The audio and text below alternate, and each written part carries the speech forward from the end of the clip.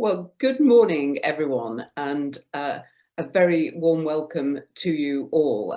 As people are coming into the conference, I'll just do a few, as it were, introductory remarks and welcome to you all. I'm Anne Lim. I'm the Independent Business Chair of the UK Innovation Corridor. This actually is our 8th annual conference. In fact, it's the 4th that I have been chair of, although the last 2 have been online, as this one is.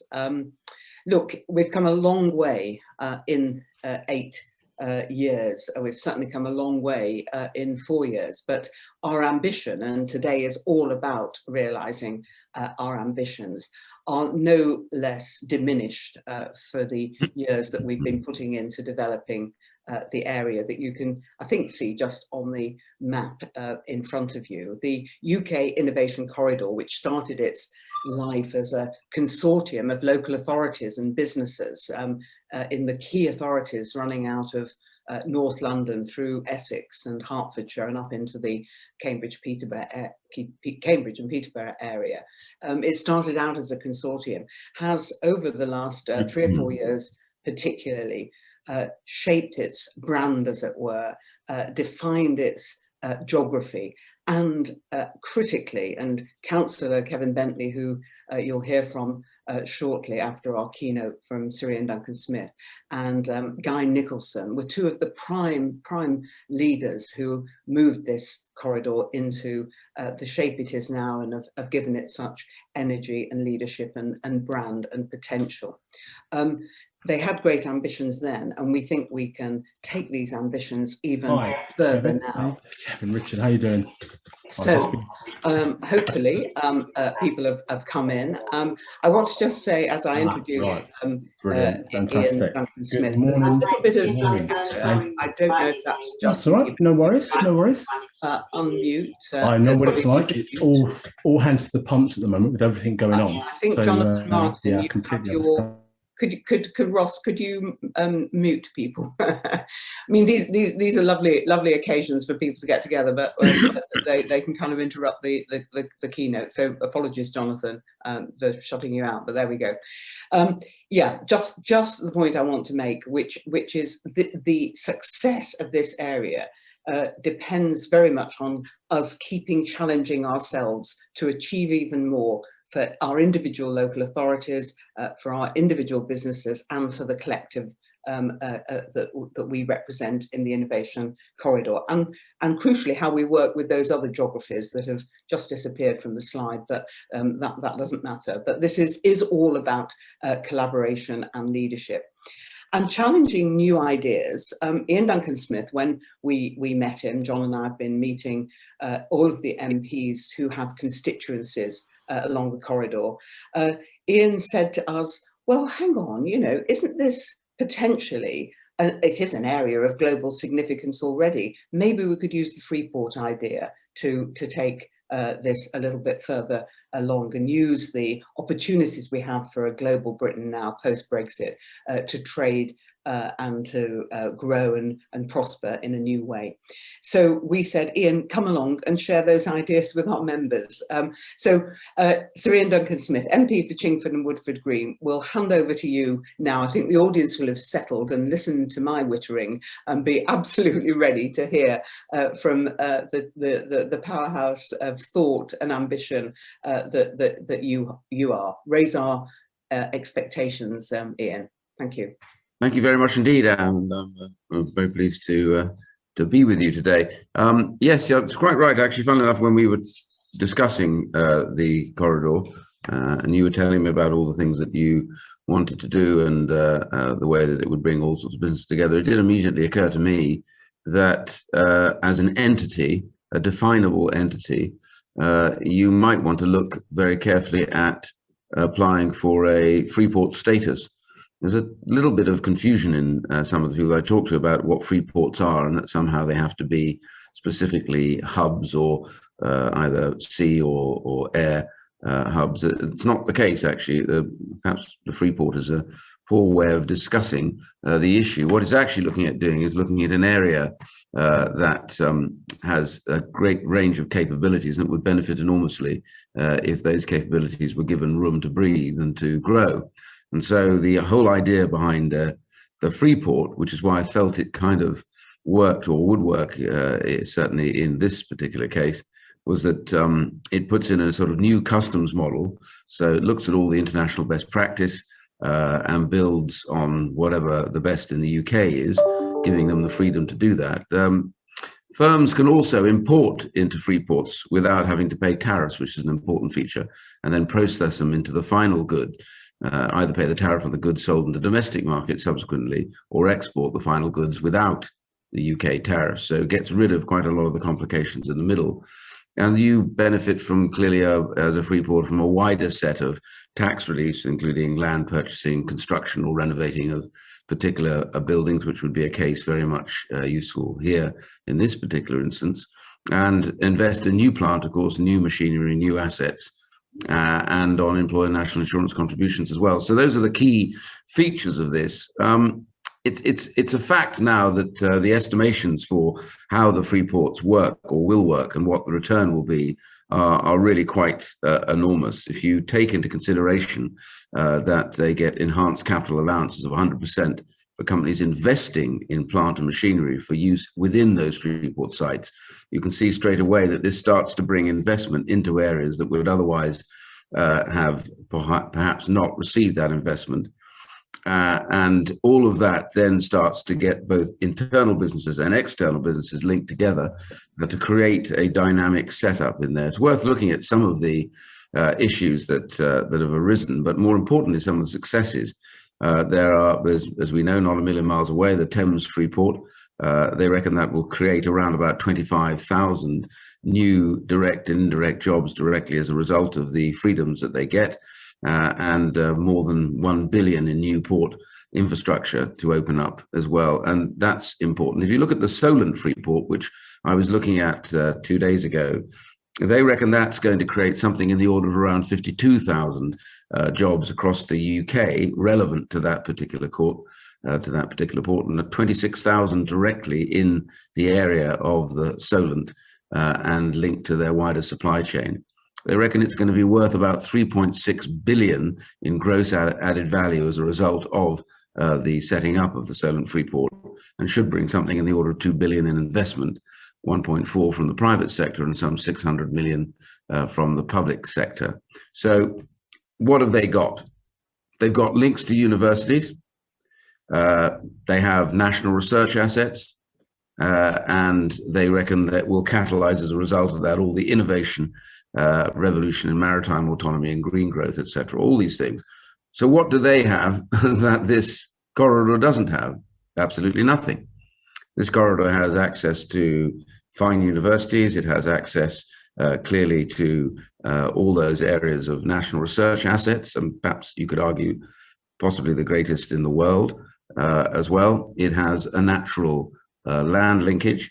And it has development both from London and outside of London. So all of these are huge opportunities. What this has, perhaps some of the others don't have in quite the same extent. This corridor has an enormous history, a back history that defines this area. It's worth remembering that if you start from the sort of Lee Valley area and upwards, you actually have one of the areas that I think is the forgotten area of the Industrial Revolution. People talk an awful lot about the Industrial Revolution in terms of what happened in the Midlands and in many of the northern towns, but actually what they forget is one of the great drivers of the Industrial Revolution was also in this area, and historically huge developments in aircraft, light bulbs, communications. If you think about the issues around design and technology with regards to new transport capabilities through trains, they're all in this area, and it was hugely famous both for its original firms and also for their new and advanced technologies. So we tend to forget that actually this area was one of the great drivers of the Industrial Revolution, and I do have a genuine sense that in what I think is a new Industrial Revolution breaking on us, that this can be also another great driver as well. I think therefore the whole point about the Freeport is that you need to look at this in a positive light. You have all the assets that I think are necessary to present that and make a bid for a Freeport, but you have more capabilities as well. When you think about the resources you can draw on very close by, some of the most remarkable resources in London, also in Cambridge. I mean, if you think about that, many of the Freeports have none of those that have already been agreed. And also, it's an area that will massively benefit in employment, many of those areas in London and northeast London, where employment has often been more difficult and more problematic. So these are all, I think, positives for you in terms of the innovation corridor. And I would certainly mention that as a positive, and I'd be very happy to assist in any way. I want to just switch slightly to a subject which is relevant, but not exactly on the Freeports. And quite recently, I produced a report at the request of the government on innovation, growth and regulatory reform, which is relevant to this. We made a number of proposals.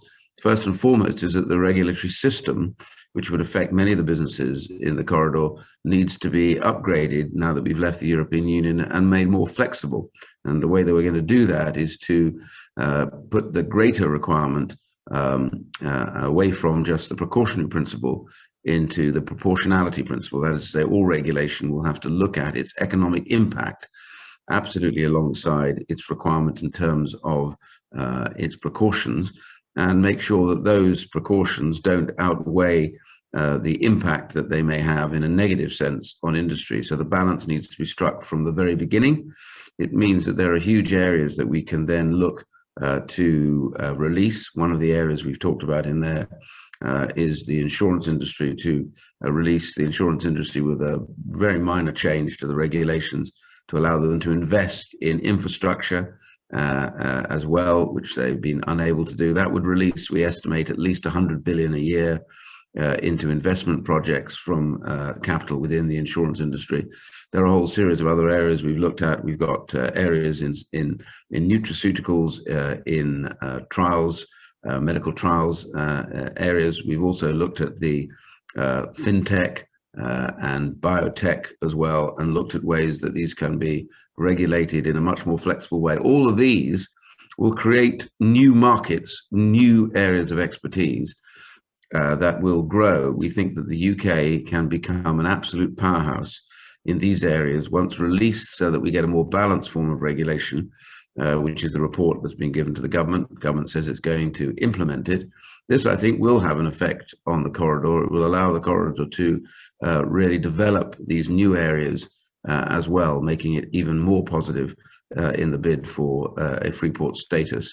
So my general view is I'm very positive about the nature of the corridor. I think it's absolutely the right thing to have done. I think, having spent time trying to bring it all together and to get people to take notice, one of the best ways to get them to take notice will be using these new freedoms to put in a serious bid for a Freeport. This will draw attention to what the corridor is trying to achieve. It will give the corridor a status which at the moment, perhaps, in government circles, it doesn't have in quite the same way that some of these other areas do. It will remind the government, I think, that not all future development needs to be in areas north of Watford, and that there are areas here in the UK which can dramatically benefit and have not yet so far benefited from some of these new freedoms.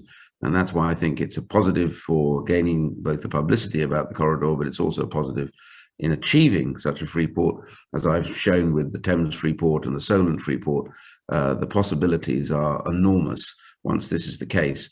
And the development and the job creation and the investment that will follow, I think, will turn the corridor into a reality more than just a structure. It becomes an entity. That entity will become in itself an exporting and developing powerhouse for this part of the UK. And I look forward to that, particularly as much of it will affect many of my constituents, but even beyond that, I think it'll be one of the areas that will allow us to drive the UK into a world leadership in so many areas, and many of those already exist within the corridor. Thank you. Thank you, Sir Ian. Beautifully put, great clarity and also great opportunity and ambition for us. Please stay with us for as long as you can, because I'm going to turn now to Councillor Kevin Bentley, newly elected leader of Essex County Council, but as I said in my introduction, one of the driving forces behind not just this corridor, but of course taking Essex forward in the future. So Kevin, a response from you to what Sir Ian has said. Well, thank you. And first of all, can I just say that having been away for a couple of years doing another job within the County Council, coming back to the UK Innovation Corridor, very proud and very pleased to see how you, Anne, and the officers have taken this on, and all the members as well, because actually it is a very important corridor between London and Cambridge, and the bit in the middle, which is Hertfordshire and Essex, which also is a very big growth area, as well as Guy will know with the great work he's doing on Harlow-Gilston, and also Linda Halsey, who's also on this corridor, I think, as well, who's been a driving force behind that amazing garden community. I think the first one that's away in the UK, and we shouldn't lose sight of that in the corridor as well. I welcome everything that Sir Ian has said. I thought that was a great explanation of Freeports, what they are, what they could become, and the growth that it will bring for Britain and the UK. I think that is hugely important. The one thing that all the ports were saying, of course, if you take the sort of the larger part of Essex, if you take away the administrative boundaries, you take the county of Essex, including Thurrock and Southend, we have two, of course, Thames and Freeport East, which is in Felixstowe, Harwich as well. I think we're the only region that has two in one area, which is good. Not that size matters, but it's good that we do have that. But as any of them will say to you, of course, they're ports for their areas, but actually they're ports for the UK as well. So Felixstowe and Harwich and Thames are the ports for Manchester and Birmingham and all these northern places we talked about as well. They are hugely important for those areas. And that's why connectivity becomes critically important as well. The one thing I'm really pleased about, if we're looking at the green agenda as well, is how both ports have looked at this and how they're going to transport cargo in a green, sustainable way, using modern technology, using trains, using freight.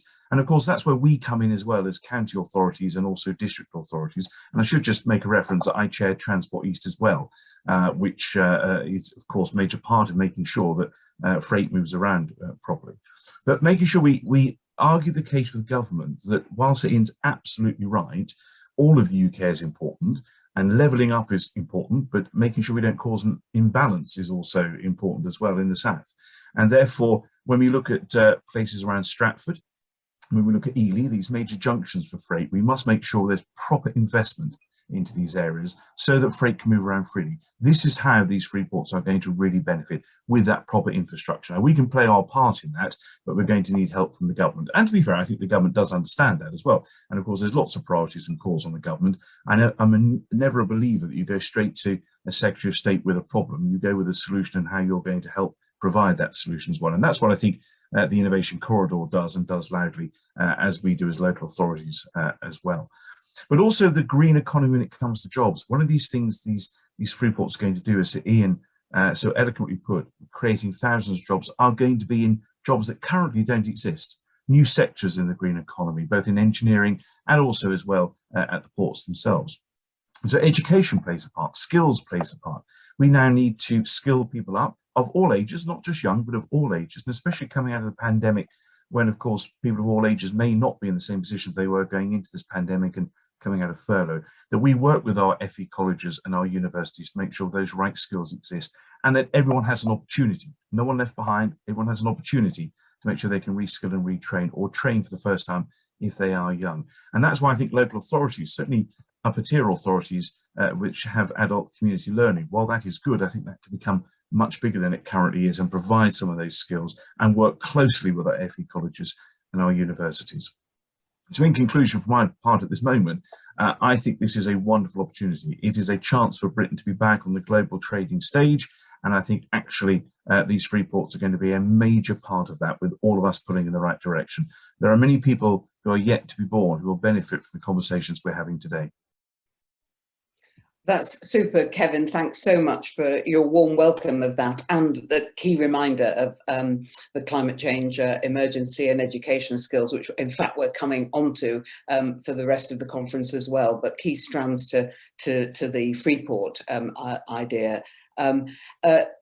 turning to, you've already been trailed, Guy Nicholson, dynamic, not just local politician and businessman, but as Kevin has said, really taken on as chair the Harlow and Gilston Garden Town development, and with Councillor Linda Hasey, already mentioned as well, and one of our key leaders, as Kevin said. You've been using all your skills to take this movement forward. Would the Freeport idea that Ian has outlined help the development of Harlow and Gilston?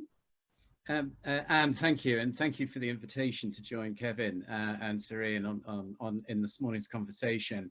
And as for Kevin's extremely kind and generous compliments, I think Linda and I are clearly, well, shall we say, Linda, I think we both know now we've got to deliver for Kevin, otherwise we could end up with egg on our face, I think. No, but seriously, thank you, Kevin, for those comments about the Harlow and Gilston Garden Town. Thank you very much indeed.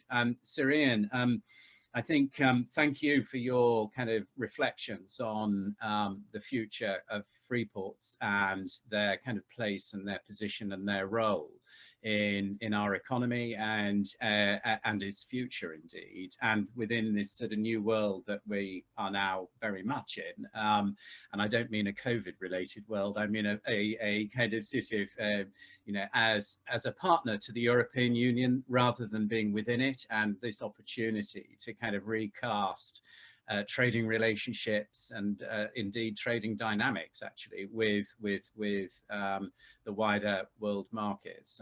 I think you know, positioning ourselves locally into that context is absolutely, as you suggest, is absolutely the right thing to be doing and taking advantage of that. And you were describing that really eloquently. I think from purely, if I may, just look at it from the kind of the so-called central zone of the UK innovation corridor. So that area that sort of Linda, myself, the new Harlow Council leader, Andrew Johnson, and of course our colleague Chris, leader of Epping Forest District Council, that area that we kind of sort of inhabit, if you like, and look at the Freeport concept within that environment. And actually what's extremely kind of sort of interesting, and I think to be welcomed and actually I would say embraced, are some elements of the Freeport vehicle, which actually kind of are a real potential signpost for the future of enterprise zones, to be quite frank. And I think for our kind of sort of particular geography, where we're looking at significant community development, so new homes in garden neighborhoods, we're also looking at economic development and creating a thriving and prospering economy. And some great steps have been taken, Sir Ian, by your parliamentary colleague, Robert Halfon, for example, and his work with government around bringing in government-led investment to try and unlock some of that economic potential within Harlow itself. And I think that but there is perhaps some more things that we can embrace from the Freeport proposition to actually enhance that investment and focus on the growth of businesses, corporate growth, and one would sort of hope a growth in employment opportunities as well as prosperity alongside all of that. And I think that that menu of interventions around capital allowances, for example, business rates relief, for example, allowances around renovating or constructing new commercial premises, all of these sorts of, there are others to add to that list, which I won't go through, but all of those interventions to me make absolute sense. Where I think there is a real challenge within the international trade environment is perhaps the kind of sort of the concept of either tariff-free economic exchange going on or a marginal tariff kind of charge. Therein, I think, lies a bit of a kind of tension with what it is that perhaps government are attempting to do with their international trade relationships going forward. And I do struggle a little bit with that in terms of the UK Innovation Corridor economy and how you would apply that.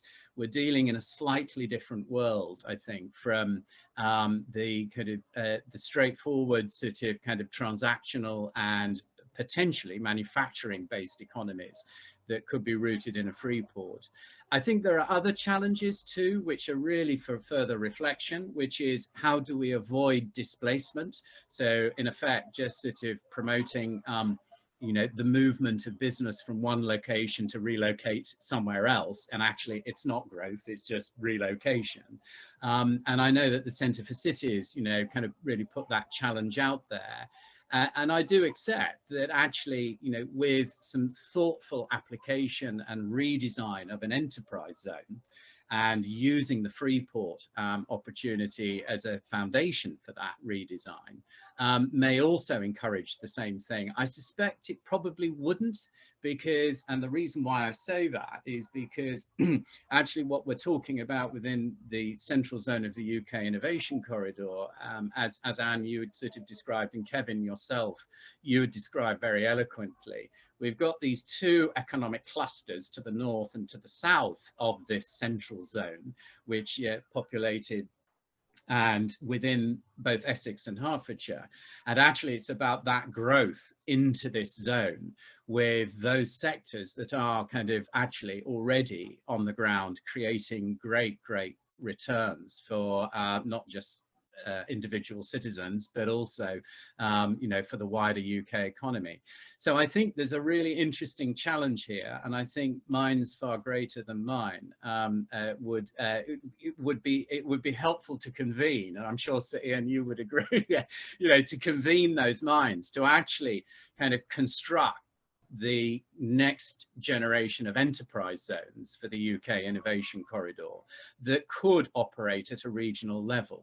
And I do think that our colleagues in our county councils are well equipped to be able to become the custodians of such enterprise zones. I'm a great kind of sort of and firm believer in local government and the role of local government in leadership, not just within a community and all of the social infrastructure that's required to support a community, but also within the economic landscape and within that portfolio as well. And I think that when we kind of sort of also play to our other strengths in local government, which is we read across and we connect and we triangulate, that's when real returns start to happen for individual citizens that we have the mandate from to lead. And I think that's a sort of a really sort of kind of powerful proposition. So for me, perhaps not free ports, but the next iteration of enterprise zones, embracing what is strong and useful. I think it plays out in other places, Syrian. I think that, you know, there is clearly a need to review business rates, and that can only be led by colleagues in government, that review as to what the future of business rates may be. It plays out in other ways, which is that, well, could these perhaps sort of subsidies be brought to bear beyond that of designated zones, for example? You know, is this perhaps more of a national strategy for growth, for development and enhancement? And some of these allowances, for example, could they be scaled up to that level? But that's all for future kind of discussion and future thought. Yeah, thanks, Anne. Guy, thank you so much. Great to have you embrace the opportunities, but of course, quite rightly, to think about some of the, as it were, challenges and how we take forward the ideas. The role of the Innovation Corridor, which, as you all know, is essentially me and John, but working through all of you leaders, is to be that convener of ideas, to have the debate, and then to find the structures to move those ideas through our local authorities and businesses into action and delivery. Syrian, as you're still with us, and as you, as it were, sorry, I don't mean to sound rude saying that. Would you like to just come back on anything you've heard Kevin and Guy say in response to the debate that you've started today? No, not really. I generally tend to agree with them. I wouldn't write off, the one comment I'd make to Guy Nicholson is I wouldn't write off the Freeport idea, because even if you were not to get the Freeport idea, as I said earlier on, what you do is you raise your profile dramatically in the eyes of the government in the process, which may allow you to do other, to take up other areas that were referred to by Guy previously. So my point is, I think the thing about this is I looked again at the nature of what the corridor has, and I just don't think you fail to tick all the boxes really that are relevant. And on that basis, I would think it's certainly worth the effort of trying to put together that bid. It certainly won't harm you in any way, and I think it will enhance the concept of this as a corridor that is a functional process rather than a sort of afterthought. So yeah, no, I would definitely recommend doing it, because, as I say, nothing brings attention to government about an area when they have to make a decision about it. They love to ignore areas, so they just let them drift away. But if you force them to think about this, then it also means a debate takes place in government as to whether or not this is feasible, which then makes them wonder if they don't want to do the Freeport, are there other things they should do, and how would it work? So my general view is, having sat in government and had these sort of debates, you've got to, how can I put it? You have to put the electrodes to the government to make them to sit up and have a look at you. Otherwise, they will just quite happily let you quietly slide by and focus somewhere else. And at the moment, there is such a lot of pressure in the government to look north of Watford that I think it's important to drag their attention back and simply point out to them that some of the most deprived areas in Britain do not necessarily lie up there. They lie within the reach of this corridor. And it's important, therefore, to make that case that this would regenerate, re-energize an area which once upon a time was one of the great drivers of the Industrial Revolution. And I don't make that point about the Industrial Revolution as a flippant remark. Now, I've spent 29 years representing my constituency and traveled around all those areas, and I was astonished to realize just how important this area was to the Industrial Revolution. Some of the developments, the new technologies, all these things are all sadly forgotten today, but actually government needs reminding that all you're doing here is reminding them and re-energizing one of the key component areas of the Industrial Revolution that made the UK such a great trading nation.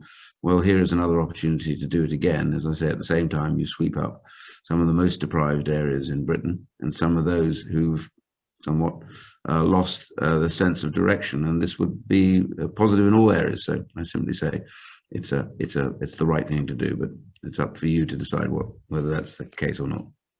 Message received loud and clear. I follow your logic entirely.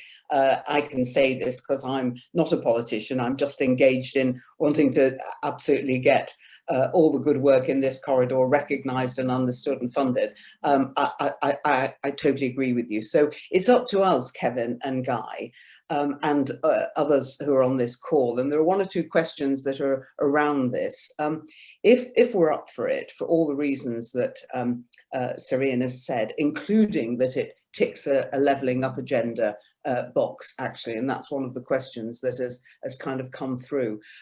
What's your response to how we might shape this and fashion this in our own way to suit your different needs? Kevin, any thoughts? Well, I was going to say, first of all, I am a politician, so therefore I agree with everyone. But I was just going to say, actually, more practically, just a view that sort of slips in between from what Guy and Sir Ian was saying. So, of course, we do have Stansted, which is a major cargo airport. It's not part of the current Freeport thinking, but there's no reason it shouldn't be. And, of course, it sits right in the middle of our corridor. And serves both London, Cambridge and beyond, of course, as well. And the M11, which we are improving as a county council through the Harlow-Gilston work and the enterprise zone work, but also generally Highways England becomes critically important. Now, I think that's something we could perhaps concentrate on. We should talk to our colleagues at Stansted Airport, who are looking to work with us, always have worked with us very closely. And I think we should engage on that and see their views and then take it to government. Because the government hasn't announced it doesn't mean it's not a good idea, and we could create and shape something ourselves. Now, the other part of this as well, because Guy's right about enterprise zones. So I was here right at the very start when enterprise zones were first announced. We should just remind ourselves in Harlow, which I and other colleagues on this call were really involved in from the start, is half an enterprise zone, because we had to share it with our colleagues in Kent because of the construction of our LEP, we really ought to start pushing now to make sure it has full status as an enterprise zone, and look for more, because again, it sits right in the middle of the corridor. So I think the way we encourage business, the way we encourage jobs, is giving them as much freedoms as they possibly can in order to do the best deals they possibly can, not just in the UK, but actually across the world as well. I think we've proved we can lead the way in the innovation corridor. The work that was done by colleagues in Harlow and this corridor as well to get that enterprise zone up and running is quite remarkable. And if anyone hasn't been there, go and see it. It is something that's quite awe-inspiring. It was always part of the big plan, of course, to have the enterprise zone, to get Public Health England to move to Harlow, to get the Harlow-Gilston Garden Community Way to build a new junction on the M11. Not many people are doing that, but we're doing that right now as we speak. The bridge has just gone in the last few weeks, so you know we are really motoring here, quite literally. And I think it's very, very important that we say to government that actually we are the engine room of the economy here. This corridor is not only important to the United Kingdom and to this part of the United Kingdom, but actually it's globally important as well. You think of the great companies that we have in North London and surrounding areas in Hertfordshire and Essex. You think of the world-class education and facilities in Cambridge as well. We have so much to offer here. Now, we know this because we're preaching to ourselves, we're preaching to the converted. I think there's something that says to me, we can strike out, taking to Ian's lead, we can strike out on this and actually start taking a case to government and to the rest of the world. We don't have to just talk to our government, we can talk to other people as well, and start promoting us as the place to do business, innovation, ideas, and the future and the green economy as well. I think we tick all those boxes. And the question has to be, why wouldn't you? That has to be the comment that comes back, and I think we are in the driver's seat to make that happen. Great, thanks, Kevin. Guy? Yeah, thank you, Anne. I mean, and then I'll just bring Ian back in. Yeah. Oh, sorry, but Sir Ian, do you want to come back in now? Because I think you say you've got. I was only going to apologise because I have another engagement, and I wanted to slide away quietly, not to disrupt this. But no such thing as sliding away quietly. Because let me just take this opportunity to thank you, to say, look, we would love to stay in touch because you are an MP in our corridor. You've been immensely helpful, and you've given us really something to work on. And I think you're hearing already a response that says, let's keep working and talking with you, and having you as a champion for this in government would help. Thank you so much. Have a good day. Yeah, take care. Thank you. Well, so yeah, Guy, just we've got a little bit of time, and there's a few questions that have come in. I don't know if you're able to see those as well. I know it involves major multitasking, working on a screen, speaking as if you were at a conference, looking at the chat as well. I'll try and do a bit of that for you. Some of the things that have been raised by speakers, you have been covering actually in the points you've made. But come to you, Guy, and then I'll pick up one or two of the questions.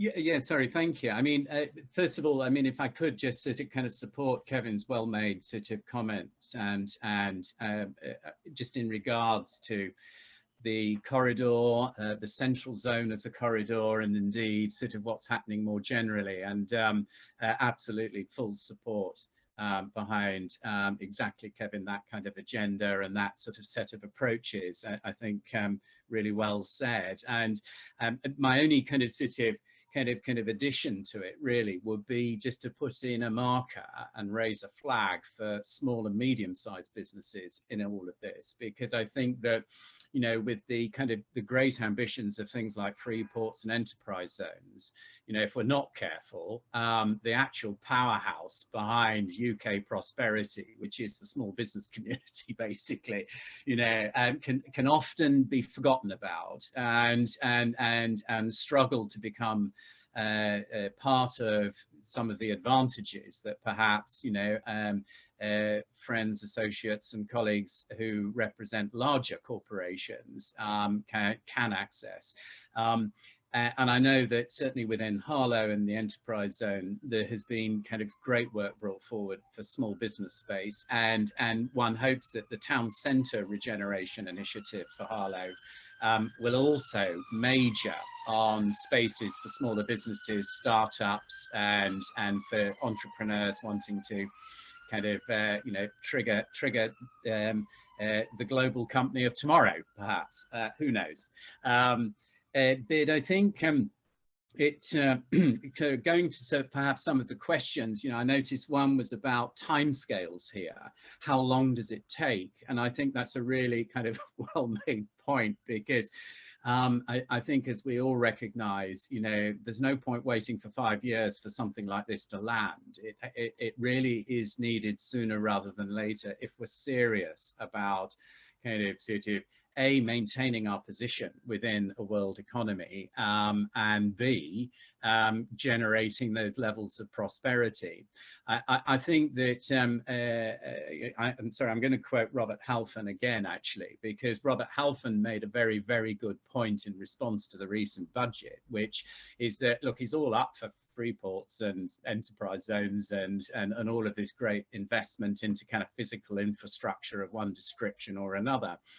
But he did kind of really kind of raise the point that, look, don't go and forget about social infrastructure here, because without people, none of these initiatives are going to work. And it's social infrastructure that is sort of sorely calling out for investment at the moment. And I think that if we're seeing this scale of ambition and this scale of growth that we kind of is our real objective, then we must put into kind of the same effort and the same investment going into social infrastructure so that it runs in parallel.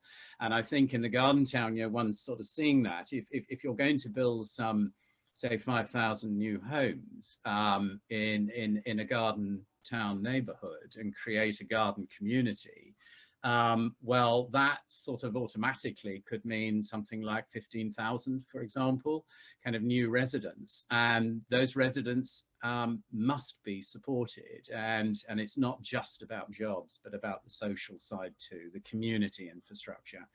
But I think, having kind of said that, there's obviously, what was it? Was it Clinton who always said it's the economy, stupid? Is that get that bit right, then the rest can flow. Again, I go back to my earlier point about triangulation and how well placed local government is to do this. And I think that the more that we can also advocate for the kind of the regional footprint of local government alongside the local footprint of local government, then to me it's an unbeatable dynamic, and it may, Kevin, sort of be absolutely the vehicle to kind of fast track both the shaping of a bid.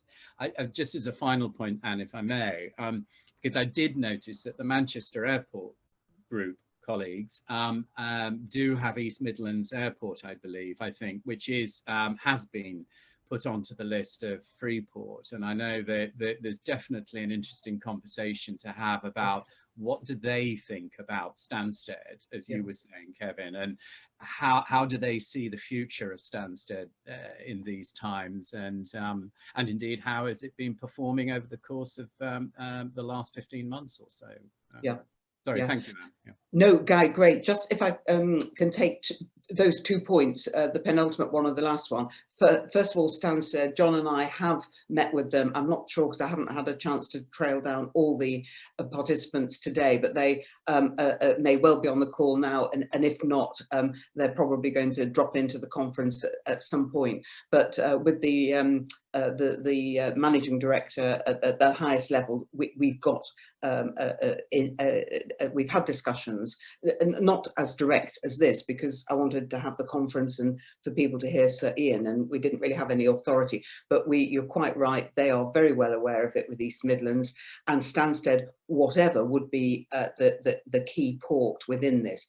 But your penultimate point was also about the local authority leadership, and I really say this, not because I'm paid to say it, but because it is a reality, and it does link back to one of the questions in the chat as well about, well, two of the questions actually, about whether or not we should consider the whole of the UK Innovation Corridor, so our North London boroughs and the positioning of London and the Cambridge and Peterborough, bearing in mind that those authorities in Cambridge and Peterborough area are, of course, inextricably linked into the Oxcam ARC, because government require that, and that is a part of another important initiative.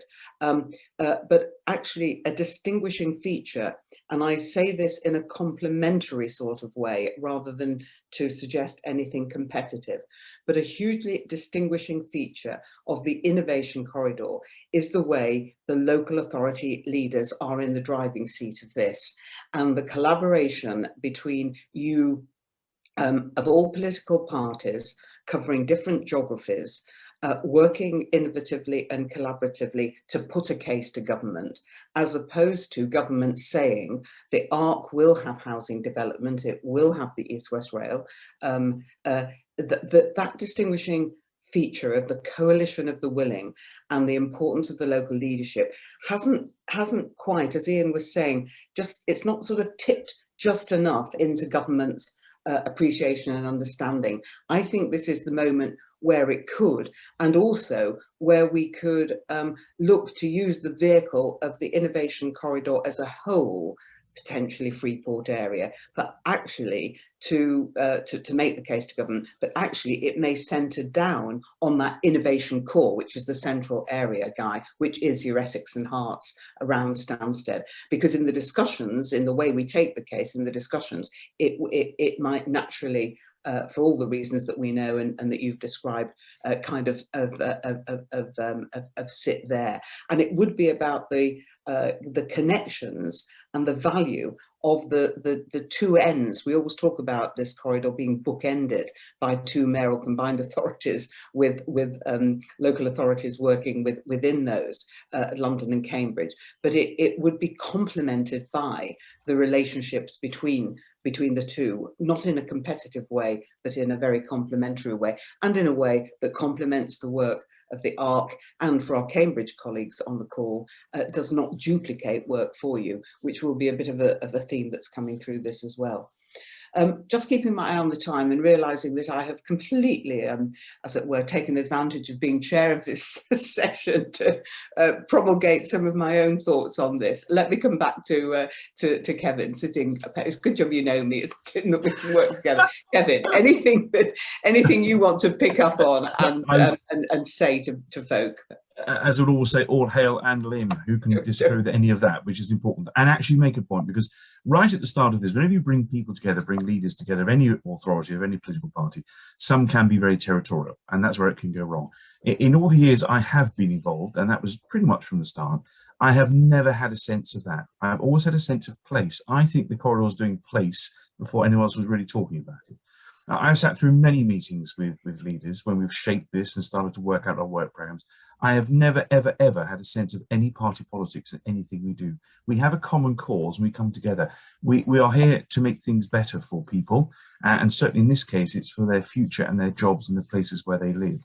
And I think that is hugely important. Someone mentioned in the chat about housing, of course. Well, of course, in one bit of it, with the Harlow-Gilston bit, that Guy and Linda are doing, that is underway. That is several thousands of houses being built as a garden community. I'll stress again, as far as I know, the first one away in the country, which is a sense of pride for us as well.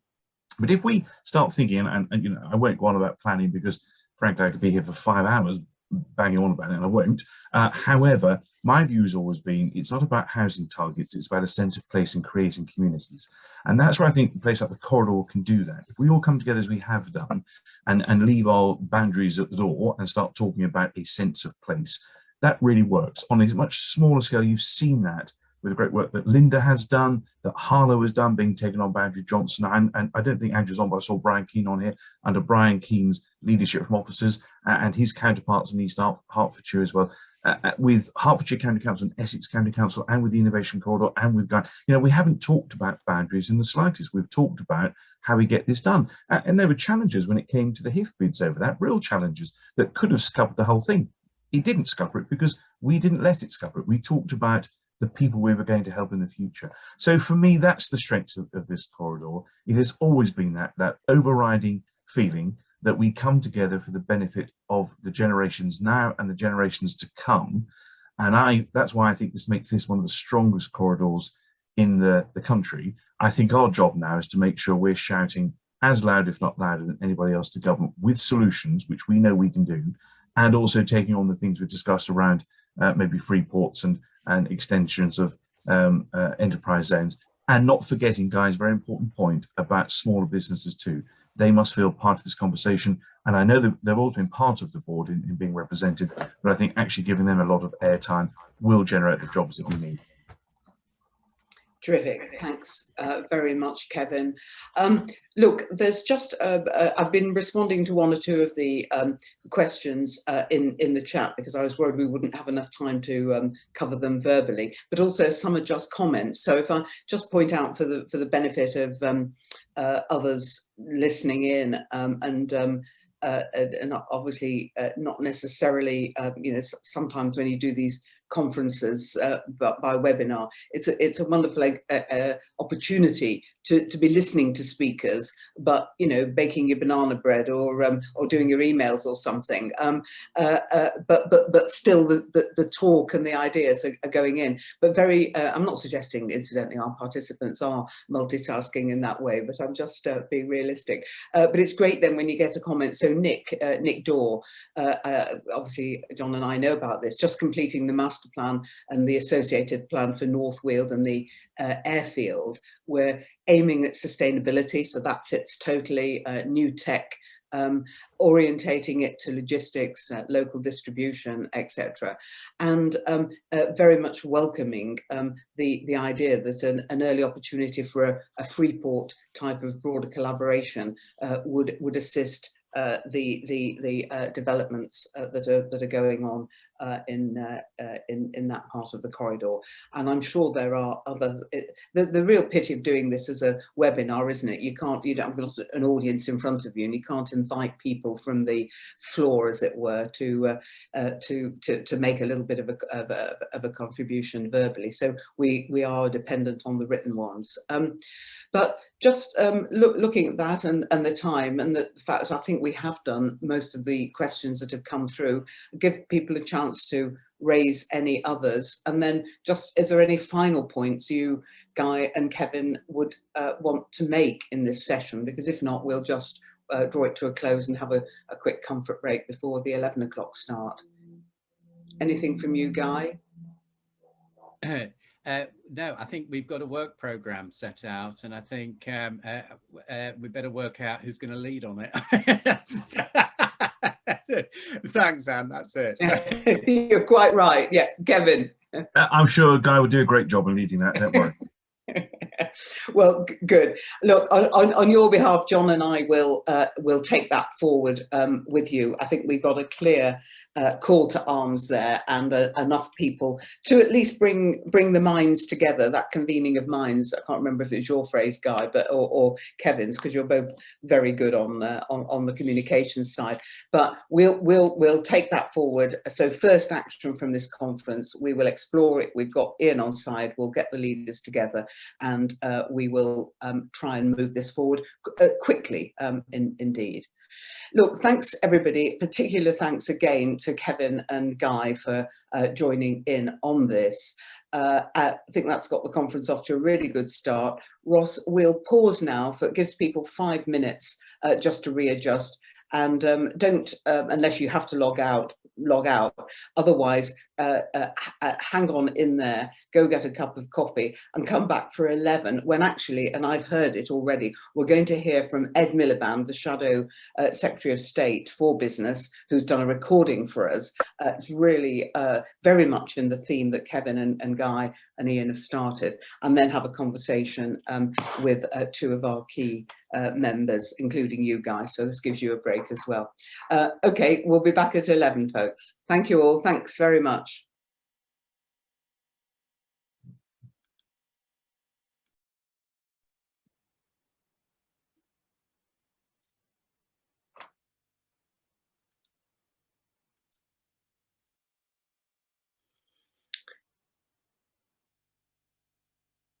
Well, welcome back, everybody. I hope you're able to have been able to get have a bit of a break and get some refreshment, and have tuned back into, as it were. thanks very much now to the wonders of technology and the goodwill of Ed Miliband, who, well, you will hear from him, who would have liked to be here in person, but isn't. So he's done a video. I'll hand over to Ross just to play this short and I think helpful video from the Shadow Business Secretary. I'm delighted to have the chance to send you this message to the UK Innovation Corridor Conference. I'm sorry I can't be with you on the panel today. First of all, I just want to congratulate you on the extraordinary initiative and success of the UK Innovation Corridor in the 8 years or so of your existence. You are the centre for science, for innovation, for employment growth, for contributing to our economic growth, an incredibly impressive record, all based on the incredibly important principle of collaboration. And you know, I think it's that principle of collaboration, of working together, that we've seen so strongly during this pandemic, and that we need to build on in the future. Public and private, people from all walks of life working together. And when I think about the challenges we face, whether it's recovery from COVID, or inequality, or the climate challenge, I know we've got to work together. And I just want to say a few words about that net zero challenge, that climate challenge that we face. Because we know we face huge technological challenges when it comes to net zero. And I want you, and I know you will be, I know you already are, at the centre of that challenge. But in order to tackle it, we've got to have public and private working together. Take the issue of electric vehicles. The government is right to say that we should phase out new petrol and diesel vehicles by 2030. But in order to do that successfully, we need public and private government working with private sector to make sure that we develop the battery technology here, that we have the gigafactories here, that we produce the electric vehicles here. And this is just one small example of what we need to do in the area of EVs. And what does that then require from government? It requires investment in science, of course. It requires the transport infrastructure. Above all, it requires the scale of commitment and the clear sense of a plan that our country needs. Because, you know, I think we are in the decisive decade when it comes to the climate emergency. That's what the scientists tell us. That's what we know. There is huge urgency here. So what I want to see from government, and what a Labour government will be doing, will be investing at scale in all the areas where we need technological development and we need to deliver a huge transformation for our country. I'm sorry I can't be with you for the panel, but I do want to hear back on your reflections on this issue. What could a Labour government, what could a future Labour government be doing to make sure that we harness your incredible expertise, the incredible talent of the Innovation Corridor to contribute to this biggest long-term challenge that we face as a country? Let me end by saying this. Thank you for the incredible work you do. Thank you for the incredible scientific innovation that you produce, not just for the region, but for our country as a whole. I look forward to hearing feedback from your conference and to working with you in the months and years ahead.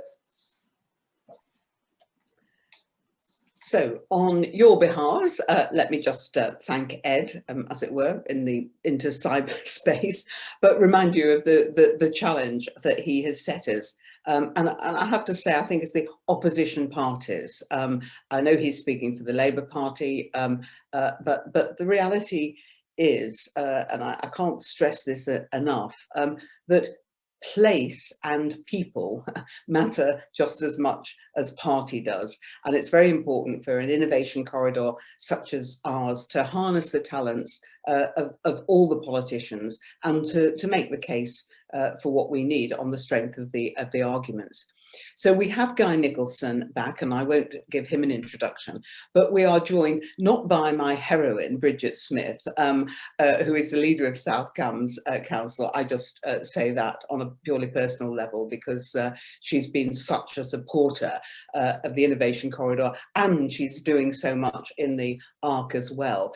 But she's having a week's holiday, which I'm sure she deserves. But she's sent the equally impressive, although I have yet to meet her, but just read about you, Pippa, Councillor Pippa Halings, Chair of South Cambs District Council Planning Committee, but also critically of the Climate and Environment Advisory Committee, and work that your council is doing as a key part of the Innovation Corridor is as I say, hugely appreciated by me personally, but by all of our partners as well.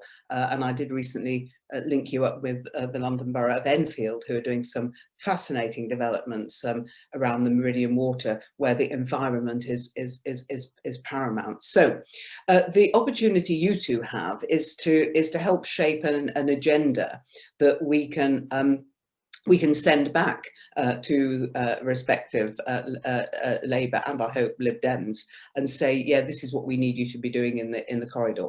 So over to you. Can I ask you to start, Pippa? Give Guy a bit of a rest, and we'll hand over to you.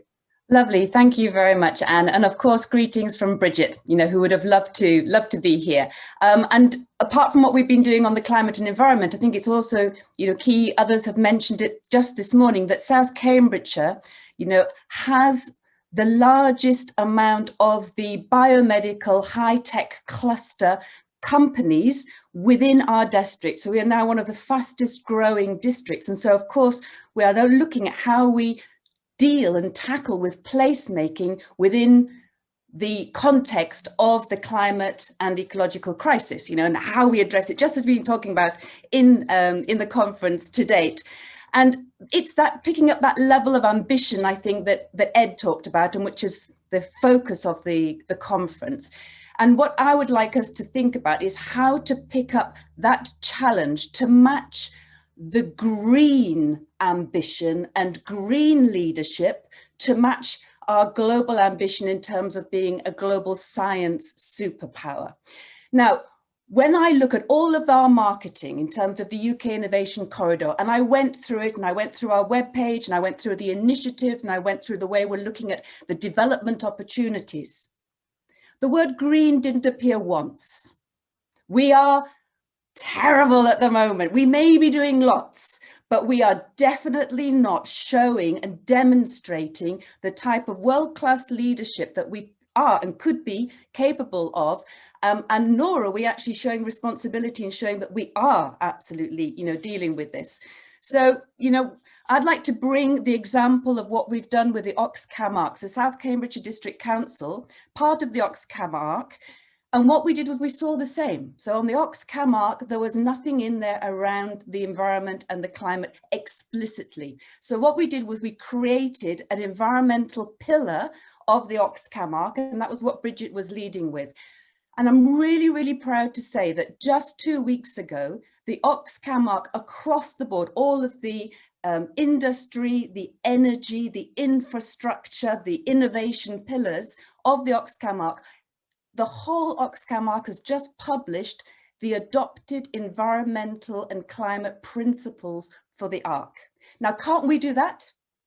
Couldn't we do that as the UK Innovation Corridor to adopt those principles that everybody comes in? So they're the principles, come in and join us and be part of that pathway. So there's kind of a way we could do it. And that's about the doubling nature. It's about going further and raising the ambition in terms of our biodiversity net gain in whatever we're doing, and in terms of our net zero carbon as well. When we're talking about placemaking, that's when green technology and green infrastructure just become so powerful partners together in that. And we've got some of the examples, for example, with the Wellcome Genome Campus. So we've just worked with them on a master plan for how they do both homes and jobs in the same area with active travel and sustainable transport, a part of everything they're doing in terms of the cluster innovation with them. And then later today, what I'd love us to be talking about is then how do we bring the social capital benefits to the places where the UK Innovation Corridor is, traveling through and bringing to? So it's about skills, and it's about training, apprenticeships and upskilling. So at the moment, the Greater Cambridge Partnership has got a skills and apprenticeship programme, and we're looking at the levelling up that's necessary there, but we're also looking ahead to the green technology being the green industrial revolution that Ian Duncan Smith mentioned, in terms of this is where the new jobs are. So are we preparing with the regional colleges, with the universities, looking at the apprenticeships and the training in that new sector? And I have to say, our Greater Cambridge Partnership apprentice programme is not yet doing that. So I don't know who else is doing. So let's look at how we're doing that across the innovation corridor, and businesses come and work with us, with the councils, with the universities and colleges, to make sure that that social capital for the highly paid, high skilled jobs of the future are giving benefit to the local. And just one thing finally is around the finance for green tech and green infrastructure, working on innovative financial models with local authorities, which we could look at equity, green bonds, we could look at impact investment, where that kind of master planning can really come into being. So those are just a few of the things I'd love us to talk about in response to Ed Miliband's saying, let's design these things. And I say, actually, let's be that change. God, I've got another heroine now. Both of you. Pippa, no, thank you.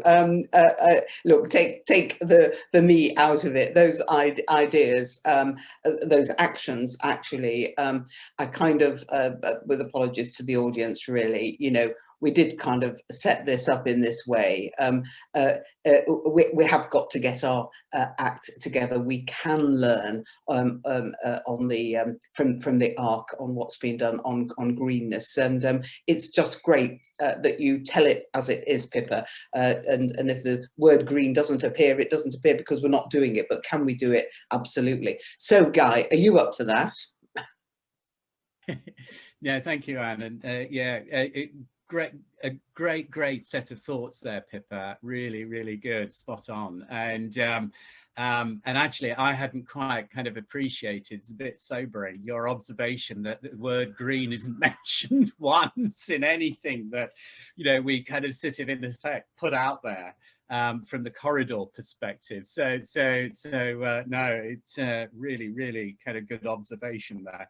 And I could see Anne furiously writing away. So no doubt, you've landed that one. Sorry, going back to Ed, actually, and just his sort of, his sort of kind of outlining a kind of certainly a Labour vision in regards to a green economic recovery and a kind of green tech revolution, sort of going hand in hand as we come out of the last 15 months of the rather surreal and very kind of alarming experience of a pandemic. And I think the what was sort of kind of very interesting, I felt, was that Ed was talking a lot about industry. He was talking about large scale kind of intervention of one description or another. And it's, I'd say, well, yeah, I mean, if you're in government, of course, you're going to be kind of operating at a large scale level. I may describe it in that way. It doesn't mean that it's the wrong thing to do. It's sort of, I think, as we all recognize, a project of any scale is all filled with nuance and challenge as well as opportunity, and often it comes back to kind of leadership of that initiative that can manage the challenge and the risk alongside the opportunity and the successful delivery of it. But one thing that sort of struck me is that just at the moment, what seems to be missing from everybody's narrative, actually, whether it be kind of a Labour-led narrative or a Conservative-led narrative, perhaps it might still be there. It's just I'm missing it, and I haven't got my kind of ears sort of fully open, and I should be perhaps. But what strikes me is that actually what's missing in all of this is ourselves as individual citizens, and just quite how we live our lives, and what is it that government in effect may be there to do to enter into a joint venture with us as an individual citizen in our daily lives. In other words, our behavior. The way that we set about our daily business, whether it be to do with work, whether it's just to do with our life at home, for example. What is it that we consume, and what is it that actually is contributing to this sort of very, very, very significant emergency that we're all confronted with, which I think Ed quite rightly recognized. Climate change needs to be urgently responded to, and there needs to be that coherent plan. So I suppose in response to his sort of kind of call for thoughts, what I would sort of kind of perhaps put on the table is that how can we in local government in the corridor not only look to the future of the green revolution within the economy and take full advantage of that opportunity, but then what happens back at home? How do we change our behavior, and with what tools do we have to be able to do that? Both, if someone's turning around and telling us that, oh, well, one of the highest sort of kind of levels of emissions in the UK are coming from all of us who have got gas boilers at home.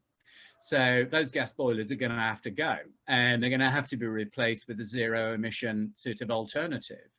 Well, at the moment, that is going to cost each household quite a lot of money to do that. And so there is definitely a kind of a place in which actually this perhaps is a moment that, as part of the kind of sort of reopening and the recovery and the green revolution, is actually redefining that relationship, that call it a collaboration, call it a joint venture between government and citizen, an individual citizen.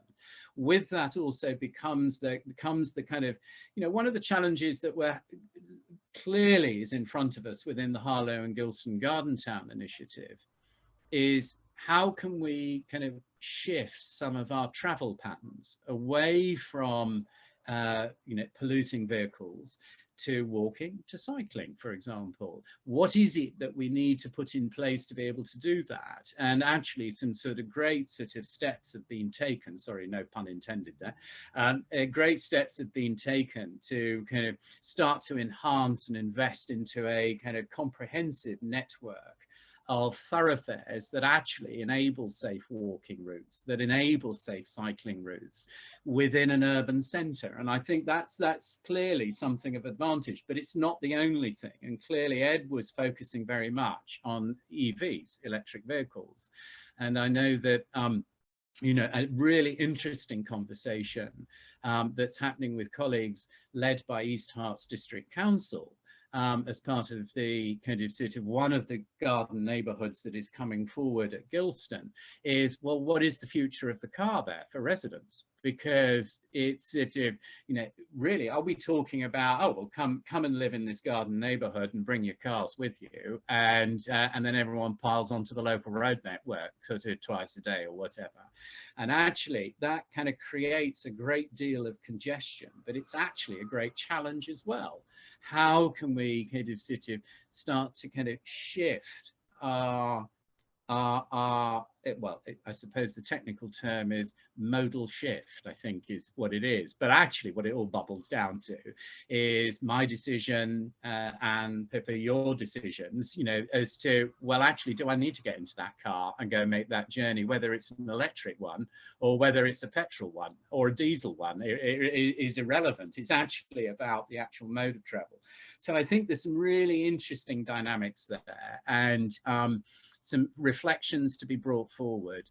I do think there needs to be that greater link, though, between not just the macro stuff, but if I can call it the micro stuff, the person-to-person relationship led by government, and how we kind of sort of are enabled to kind of change a lifestyle for the better, not for the worse. It's not making a sacrifice. It's actually about the next thing, the next way of doing things at home, at work, and what we may do to go between home and work, for example. So interesting times. Thanks, Anne. No, terrific, Guy, and you're absolutely right. And of course, this is where, you know, the world needs politicians, just like businesses need customers. If you don't stay close to your citizen, you don't really know what life's like, and then you don't get re-elected, do you? So you're absolutely right to say that. Pippa, do you want to come back on well, I say come back, but do you want to make some additional contribution from what you've heard from Guy? I don't know whether you two have ever actually met, probably not, certainly not physically over the last few months, but this is a good opportunity for you just to share a few ideas. And I think we might even have Nick Johnson listening in from your the newly elected mayor from your combined authority, and I know he's speaking later, but yeah, the importance of some of the things that Guy has said in relation to South Cambs and the Greater Cambridge Partnership. Yeah, no, absolutely. And I'd pick up on, I think what Guy did was amplify, you know, what Ed said, which was about the urgency of this and the climate emergency.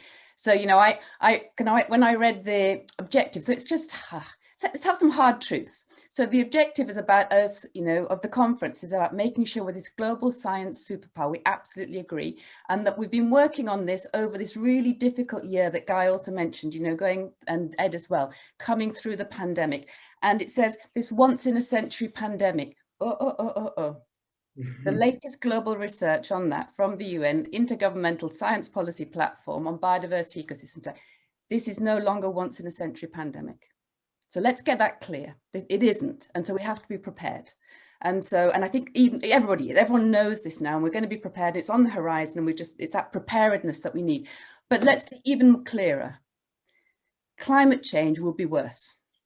So the impacts of climate change, if we do not do what Guy's talking about, which is all of us as citizens and individuals, together with the governments, together with business, actually do something about it, it's going to be worse. The climate impacts will be worse than the pandemic. So then I take that urgency and I say, well, how do we do it? And where I think, you know, I agree with Guy, and it's about a mixture of things. So the placemaking, you know, along the UK Innovation Corridor, where we're inviting, you know, everyone to come in and look at how work with us, be part of these knowledge economy clusters as well, that are just the hubs of growth that's happening, is saying the placemaking that we do depends on the kind of standards and principles that we're putting into place. So with the Wellcome Genome Campus at Hinxton, an example that we've done is said, well, look, let's look back to the Bourneville factory times, where they provided homes close to the working place.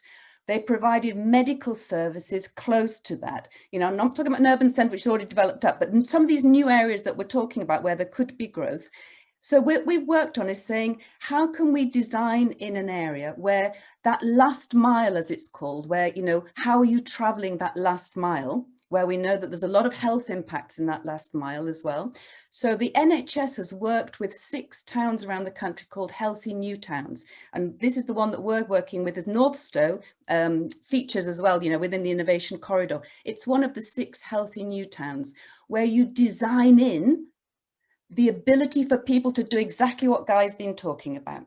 So you can walk to school safely, you know, so you can get to work safely, you can commute without having to depend on the car, and we go to transport as a service. We all know as planning authorities how difficult it is when a developer comes and says, I'm going to create this building and there's less than required parking spaces, and everyone goes, no, the parking will be all over the pavement. No, this is just, and they're saying, but this is the future. Not everybody will have, no.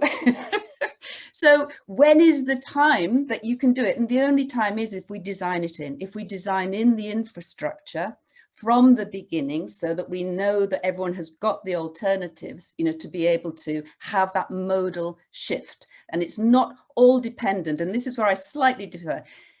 It cannot happen if it's all dependent on individual responsibility, you know, to do it. We all have to work together, but we play this huge role with businesses and government and local authorities to provide to the enabling conditions, you know, for that.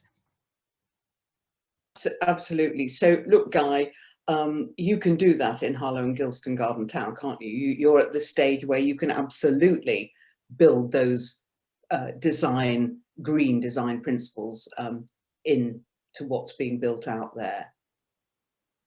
Yes, and the kind of the vision and the direction of travel is very much to kind of deliver, I think, on Pippa, what you're describing, which is designing in, and as new development comes forward, new landscaping comes forward, and even the kind of enhancement of existing development and existing landscape. So combining all of these together.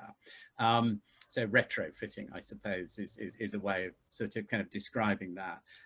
It is very much at the center of that vision, as is this challenge of modal shift. In other words, behavior change and just sort of recasting that. But I think your point about health and well-being is really well made. And I think that if no lesson has come out of, you know, the kind of the last 15 months, this idea about actually kind of being at home and living a healthy life, and the reasons why you would do that, which is not just about longevity, but about the you know, immediate well-being and you know, the need to be healthy, you know, has really kind of struck home. I think there's another kind of sort of slight reflection about this, which is the way in which, you know, we kind of sort of treat healthcare now, and the way we interact with healthcare, which is this sort of blend between the very local and the very regional. And you know, there's a great opportunity that is being worked on as we speak to kind of deliver a brand new regional hospital for Harlow, the Princess Alexandra Hospital. And I know that many colleagues are working very hard on this, and it will be a fantastic thing. I mean, there's no doubt about that in my mind anyway. It'll be a fantastic facility, and a timely investment into a new healthcare facility. But at the moment, it's going to have a giant car park, and you kind of sit there scratching your head. Is it, well, what happens if you kind of want to get there and you don't want to use a car? And then to make kind of it even more interesting is that adjacent to this is planned one of the new garden neighborhoods. And you think there has to be a synergy here. There has to be connectivity here, which actually, rather than promoting yet more kind of sort of use of vehicle-led transportation, you know, that there are other routes in and out of this new neighborhood and other routes to access what will be a regional hospital. Now, I don't mean that it's a car-free hospital. I mean, that is unworkable for all sorts of reasons that we needn't go into now. But I know that there's a great keenness to see, you know, the arrival of electric vehicles and the infrastructure, the public infrastructure, to be able to kind of charge up, top up your vehicle, your batteries within the vehicle. And I think that, you know, just to reflect on that, well, what is it that we're trying to do here? Are we trying to reduce congestion? Is that what's driving climate change? Or are we trying to kind of improve a quality of life? And is that to do with air quality, for example? Well, you know, and there are all sorts of kind of nuances and questions around just quite how we see a future. And when we talk about a green future, what do we mean by that? And I noticed in the chat, in the Q&A, sorry, and there was, you know, a colleague is asked, is David Burrows, you know, talking about green hydrogen in domestic heating systems and switching to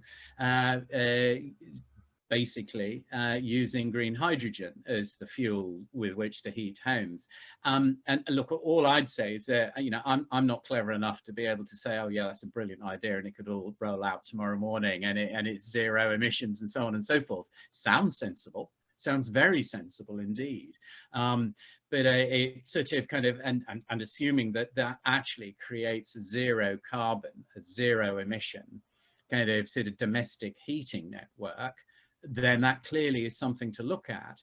But I noticed earlier, you know, there was a colleague talking about North Weald and just outside Epping, and talking about its development and its future, and, you know, creating this sort of cluster of kind of sort of green technology-led sort of industry, and indeed promoting it with business and commerce. And I thought that actually, you see, that's a really interesting proposition. North Weald is a great opportunity to be able to kind of really kind of take a step back and reflect. And I would go so far as to think, well, actually house building is also a great source of emissions, actually. And are there ways of kind of manufacturing homes and constructing homes that actually take that kind of level of emissions way down, and actually kind of deliver a more sensitive and thoughtful approach to new development and contribute to the fight against climate change. Within the Garden Town, there's an interesting piece of work that the team have brought forward, which is really for planning authorities. It is for commercial developers as well as not-for-profit developers. So its application is quite far-reaching. But it's called, rather unexcitingly, the sustainability guidance and checklist.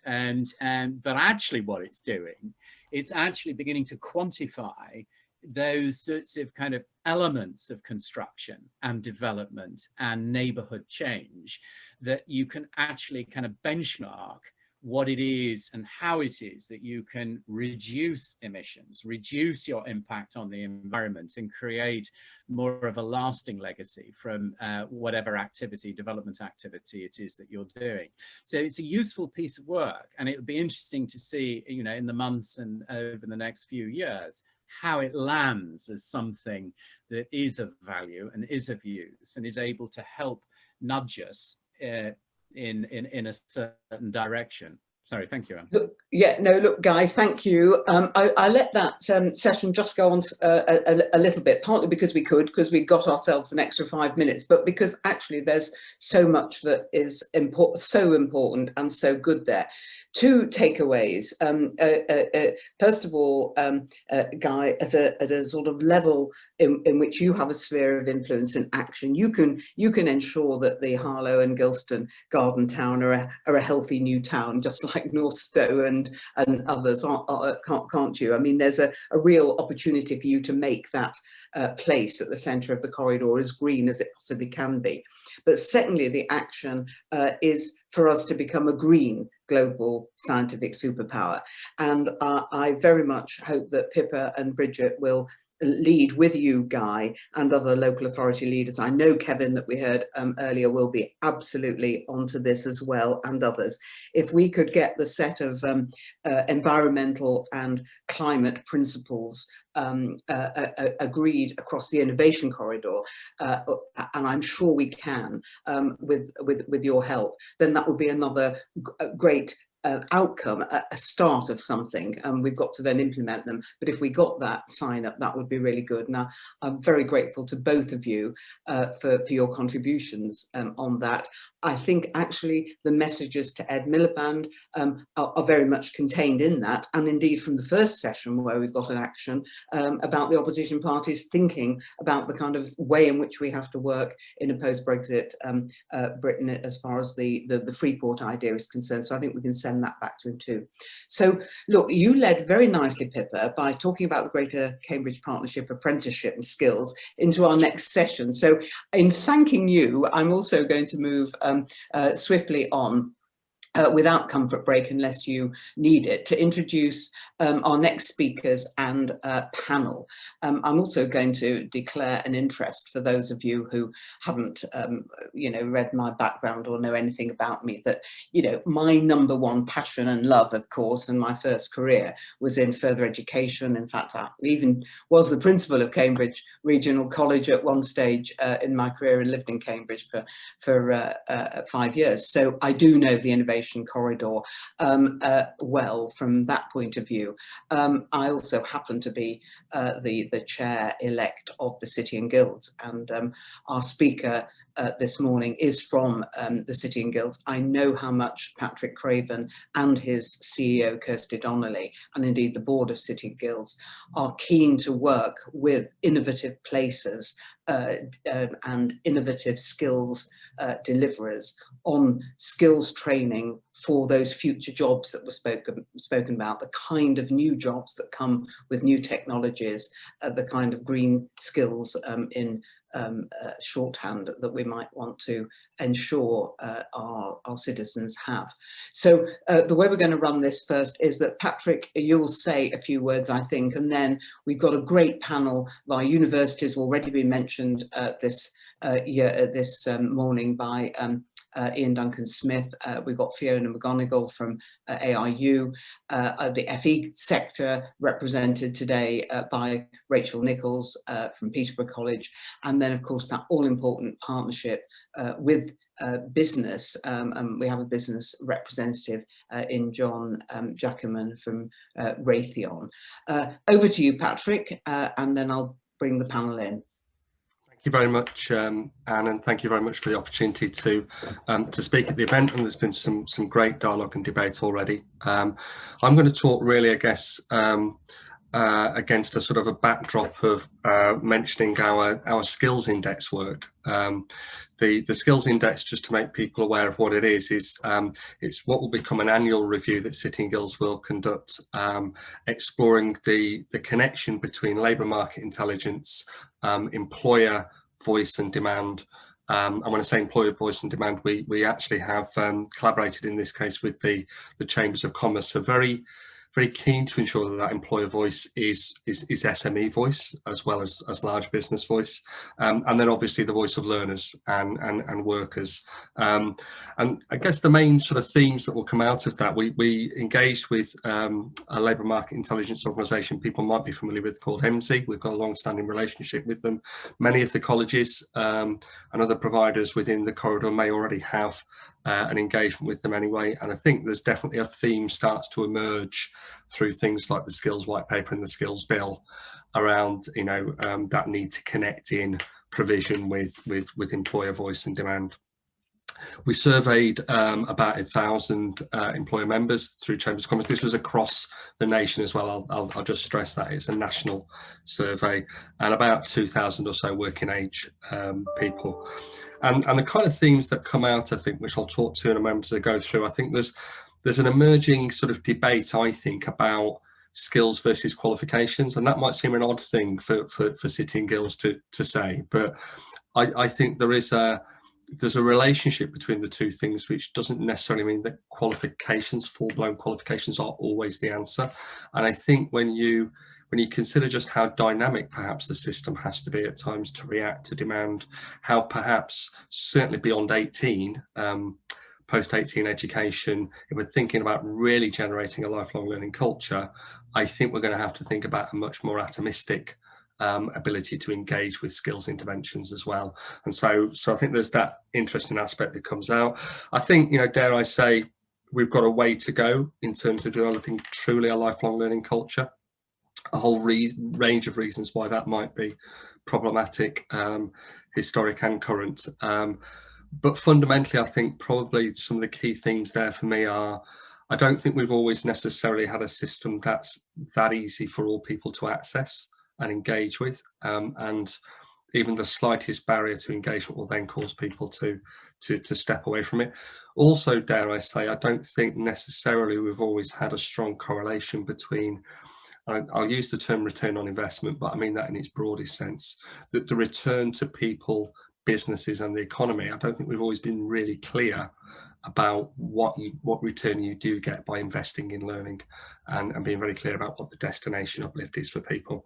So I'll also talk about something called skills bridges. And the skills bridges was a concept that we were looking at actually before the pandemic. The skills bridges was an idea that was fueled by what at the time was triggered by a report that we produced called Missing Millions. And Missing Millions was really shining a light on the massive underutilisation of existing workforce in the UK, and saying actually part of the challenge was to make sure that we were making most effective and efficient use of the talent potential within the existing workforce, and thinking about things that would allow people to transition from current roles into new roles.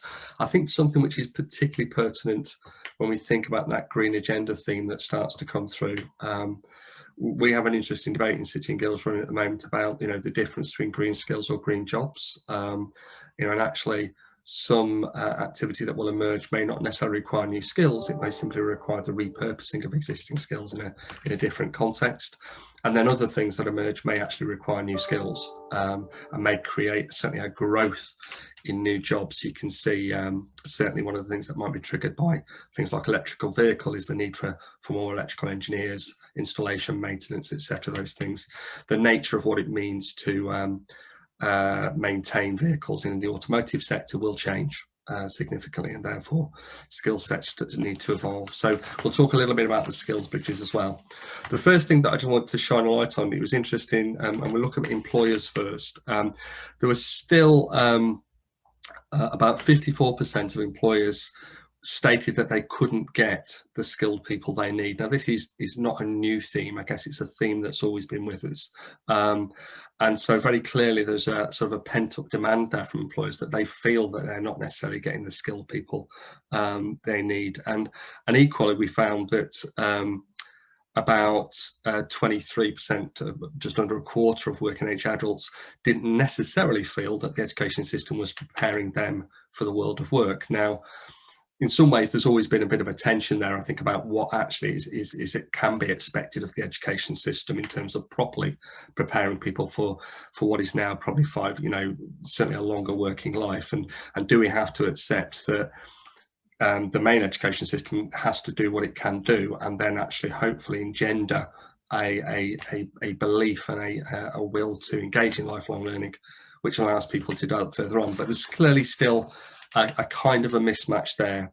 The other thing within the skills index is that what we're going to be doing is also breaking down every year categories of top technical skills, top and let's call them common transferable skills. I think one of the issues with that particular channel is that we've got a myriad of ways of describing it, and yet fundamentally we probably all coalesce around the same sorts of qualities. So again, there needs to be a bit of standardization there. And then also there was a channel that looks at the top 10 emerging skills, so sort of like the sort of skills that are suddenly being asked for in the moment that weren't asked for before. Now, I will caveat this slightly by saying I think there was an element of this being skewed slightly by the pandemic situation just at the moment. So what you will see is, in terms of top technical skills, quite a strong sort of preference around things that three themes, I would say. One is quite a strong profile of healthcare sector, etc. And I guess you'd probably expect that in the current climate. Quite a lot around mental health support as well, and things of that nature. There was also, not surprisingly at all, a strong digital flavour coming through, and I think that's both in terms of professions, but also I guess a kind of an underlying trait of what will the world of work be like, what will be expected of us in terms of a hybrid of location-based and remote working, as everybody starts to think about what their new kind of business models will be as we emerge out of the pandemic situation. And then the last area was, I guess, what I would broadly describe as the support infrastructure that goes around a shift from high street retail to online retail. So quite a strong dominance around logistics and warehouse and things of that nature. And also there was quite a strong theme around pharmaceuticals as well, and areas of that nature. So I think that's something that in some ways we probably wouldn't be a surprise to us. I think it's probably a bit too early yet to see the kind of the green agenda, net zero agenda start to play through, but I think it will come. And again, it's going to come down to how that actually starts to manifest itself in terms of, because bearing in mind that this data was, the methodology for these data sets is largely around scraping job adverts, etc., for key themes and keywords, etc. So again, another interesting aspect there for me is that when we ask employers, are you getting the skills you need? And they say, no, they're not.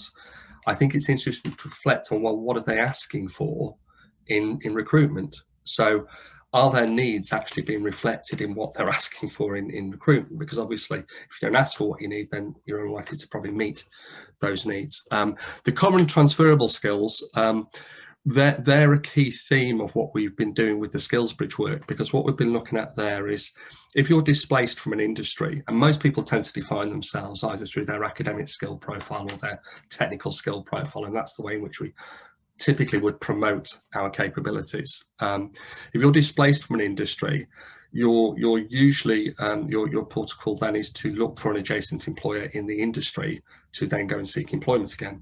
Now, if actually all of the employers have disappeared from your industry, you're then left a little bit high and dry in terms of how you then start to think about reinventing yourself. And so the common transferable skills is a really powerful way to get people to reflect on their core transferable skills. We can signpost them, well, what are the other professions that actually are looking for similar skill sets?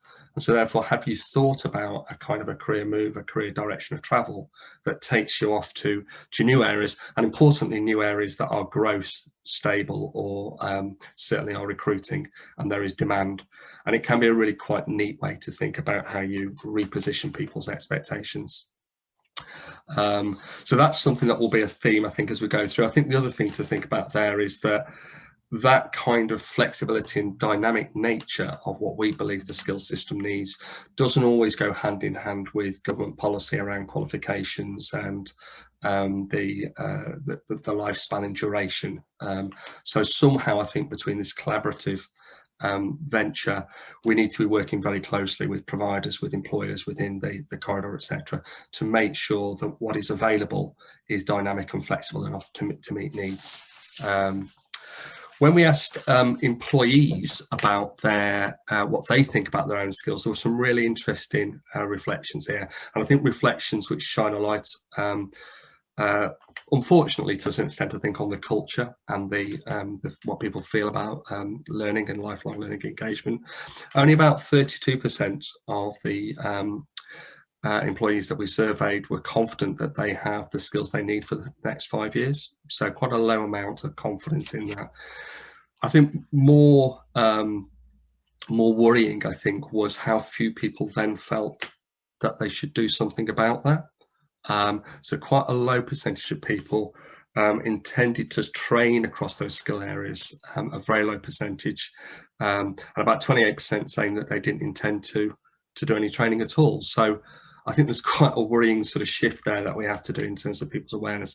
And I think it's a bit of a symptom of complacency, a bit of ignorance, apathy about maybe just not fully appreciating the speed of change within the labour market landscape, and how actually there is an onus on the individual, as well as the employer, as well as government, to take some responsibility for their own personal development. But equally, I think people need to be shown that there is a benefit to doing that. And that's sometimes the piece that I don't think we've always been able to articulate as well as we could do, to ensure that people recognise the connection between investing in themselves and where it could get them. And we support that as a principle. We did a high level look at some skills mismatch areas. So skills employers need to do roles, about 54% saying that they couldn't find them. And then employees sort of confidence, only about 24% think that employees feel that they've got the right skills. There was mismatches as well around leadership and management, about 40% needed, and about 24% of employees feeling that they've got the right level of leadership and management skills. And that's an interesting dimension, because as well as technical skills and how that impacts productivity, one of the other key features often in improving productivity is development of leadership and management skills in organisations, and sometimes that can be a difficult area, certainly for SMEs to access, etc. But in some ways, I think one of the most shocking statistics we found was that if people have such a low level of confidence that they have the technical skills to do their current role, it's no surprise really that we have this sort of wonder about the levels of productivity are so low in the UK, if there's that kind of mismatch between people's confidence in doing their role and the attention that's being given to that. So clearly there is work to do in those areas. The other strand that we explored was just when did workers last receive formal workplace training, and about 30% said they hadn't received any workplace training in the last 5 years. So again, I think there's work to be done there about how we encourage and make available the ability to develop and to reskill and to upskill workforce, and make sure that that goes hand in hand with provider Patrick, I'm going to have to ask you to just be bringing this to a close, just in view of the time. Yeah. So what I'll do is I'll just finish on our sort of 4 calls at the end of the skills index, which I've just put out there in terms of a theme to carry through with the So what we asked for is we need a new approach to lifelong learning, recognising 5-decade careers. So that needs to be at the heart of things. I think there needs to be a review of how lifelong learning is better funded. I know that there's a hint towards lifelong learning entitlement, etc., within the skills white paper and the skills bill. It needs to be a system more accessible to smaller businesses, and we need to recognise how we can galvanise that. You know, they make up 99% of the businesses in any region, and significant contribution to turnover, and better use of data within the planning, the connection between employer need and provider provision, and they're the 4 themes I think that we would like to cultivate and encourage within the corridor work. Excellent. It's very helpful to have those 4 calls for action, really, because you mentioned in talking us through all that wealth of data that, of course, it's about how you work on the ground, as it were, with employers, with the providers, to translate all this into a reality for individual citizens, individual employers. With that as the backdrop, then, let me turn to Fiona first from ARU. I know you're doing some great things, and a response from you to anything you've heard and anything you want to say about ARU's role as actually the regional university that covers the whole of the innovation corridor. Let me make that clear to everybody. We work with all the universities, but ARU has a footprint along the whole of the corridor. Thanks, Fiona.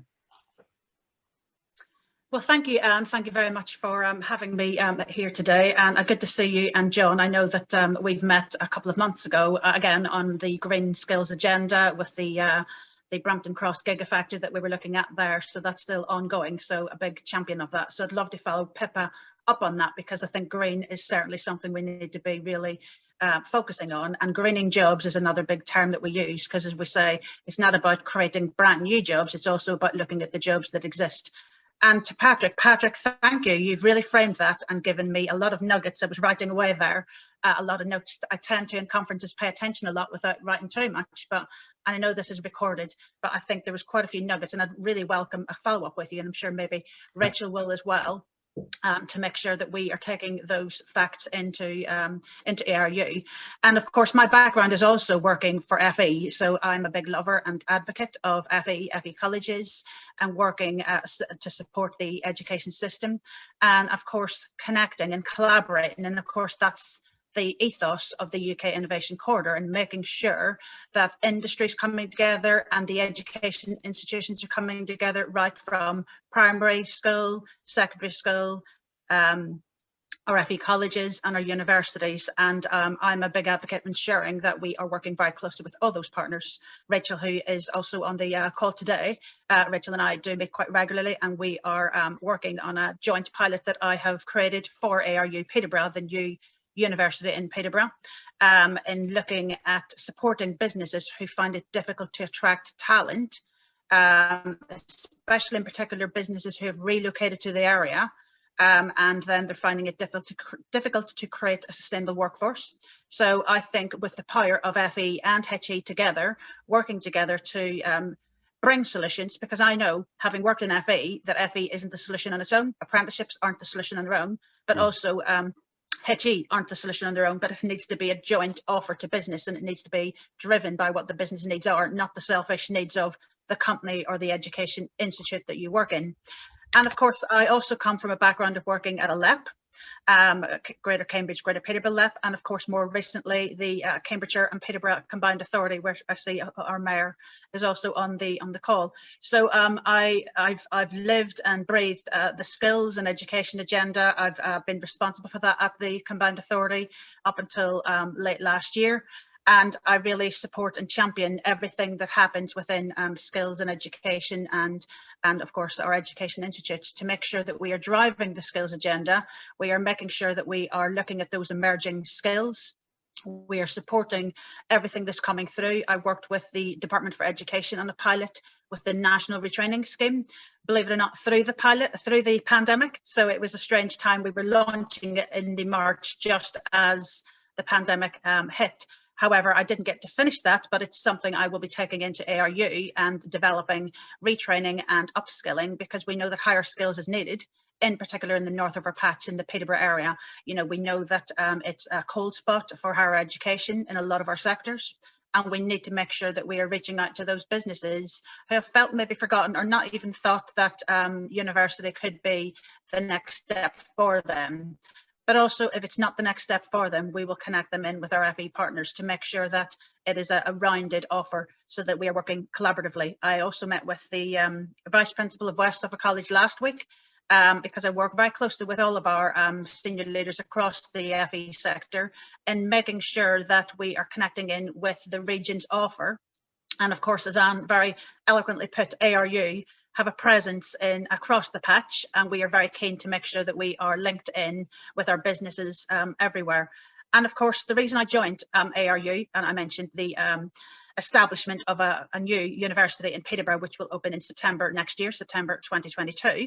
And the big thing, the bit that I've come in for is responsible and leading on the industry engagement and stakeholder engagement, to make sure that we are getting the understanding of what the future skills are that businesses need, not what they need now, because again, you know, the skills are emerging. So you'll find it interesting that we've had to do this in a pandemic. We've had to do it virtually, and we've had to do it also with Brexit coming on board, and businesses having their head, you know, set on recovery and survival, you know, during a pandemic and Brexit. But I've been very heartened to have as much engagement as I have. I must have, since I've joined just before Christmas, spoken to at least individually, spoken to at least 150 to 200 stakeholders. That's not when I come on to this and present and talk to people. I don't include that number because I haven't had an individual interaction with them. And I set up sector interest groups so that we could establish a curriculum. And I worked closely with our curriculum design colleagues within ARU. And it was something new. And we're using that as a blueprint now to take across all of ARU into the other campuses, because of course their courses exist now, but with the new emergence of green skills and all these different jobs, we need to make sure that we are putting that into the curriculum across all of ARU, and there's a lot of excitement on that. So I'm really keen to get on that. So there's a lot happening, and there's a lot more plans that I'm bringing forward. And the last thing I'll finish on is I'm also bringing forward and creating a number of initiatives, a future talent and skills network. I see that there's a big need for that, bringing FE, HE, skills, businesses together, and also an agri-tech and sustainability consortium, because again, you know, sustainability is a big feature. I'm working very closely with the Sustainable Land Trust and other companies like that. And of course, we've got our own Global Sustainability Institute. So connecting those colleagues up with industry to make sure that we are driving the change that's needed there. And of course, an opportunities bank that really opens up opportunities to our young people. And mental health is a big issue as well, that I'm keen to really drive that forward. I'm very lucky that the Mayor is really championing that as well. So I'll pause there. Fiona, that's terrific. Really mean that, and very much want to, you're going to hear from Rachel in a minute, who's been already in a conversation with me and Patrick from City and Guilds, along with Karen Spencer, the principal of Harlow College as well, and other FE colleges that are part of our Concordat. We want to try and deliver something collaboratively on the ground in those spaces of new skills and new jobs, as you said, Patrick framed it, and with the engagement of the employers, which we'll come to. So actually having you there with, I mean you personally actually as well, because of your background, which I know and you've just explained, as well as ARU, I think is a key player in that. So we'd be very, very keen.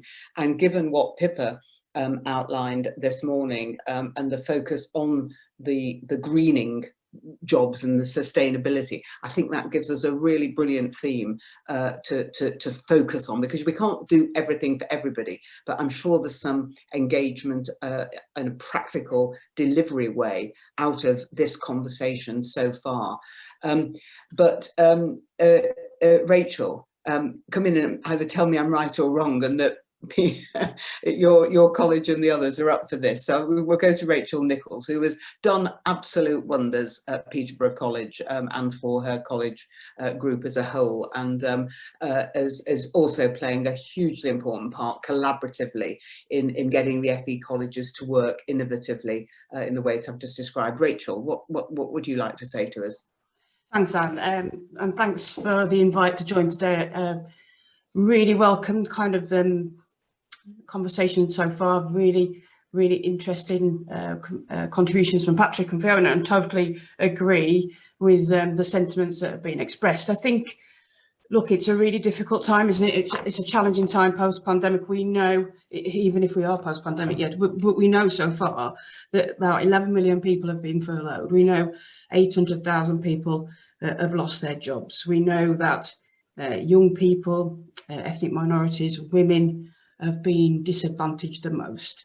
And we know that certain sectors have really suffered: tourism, retail, hospitality, and yet other sectors have really grown and have been able to hire staff. Digital, for example, technical industries, the health industry.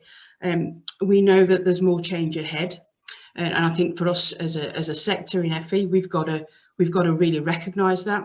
We know that we are on the cusp of developments around artificial intelligence, around digitalisation, around a change in the way the consumer and employers want to work and want to live. And we know that post-Brexit, there is going to be an increased focus and demand on the need for homegrown workers as EU migrants will exit and leave, unfortunately. So we have to work differently, and I think that's the thing that you said at the very beginning today, and you talked about the key challenge. And today is about challenging ourselves. And I always think to myself, I like to start with myself when I hear something. What can I do differently? And as a leader, I take that really seriously. And I have to think to myself, okay, there are things that I would like to change, and maybe I'll come on to that shortly. But certainly from a leader in FE point of view, we know we have to respond to this challenge that we have. We know that we have to get better at being more responsive. We have to be better at providing different ways of learning and training, whether that is more flexible, whether it's through digital interfaces, whether it's through bite-sized training, a whole range of different ways that we have got to respond to the needs of employers, because we've got to listen to the fact that employers are saying they are finding it difficult to recruit and to meet their needs and their workforce needs. So we have to listen to that. It's sometimes hard to hear, but we have to listen to it and we have to respond positively.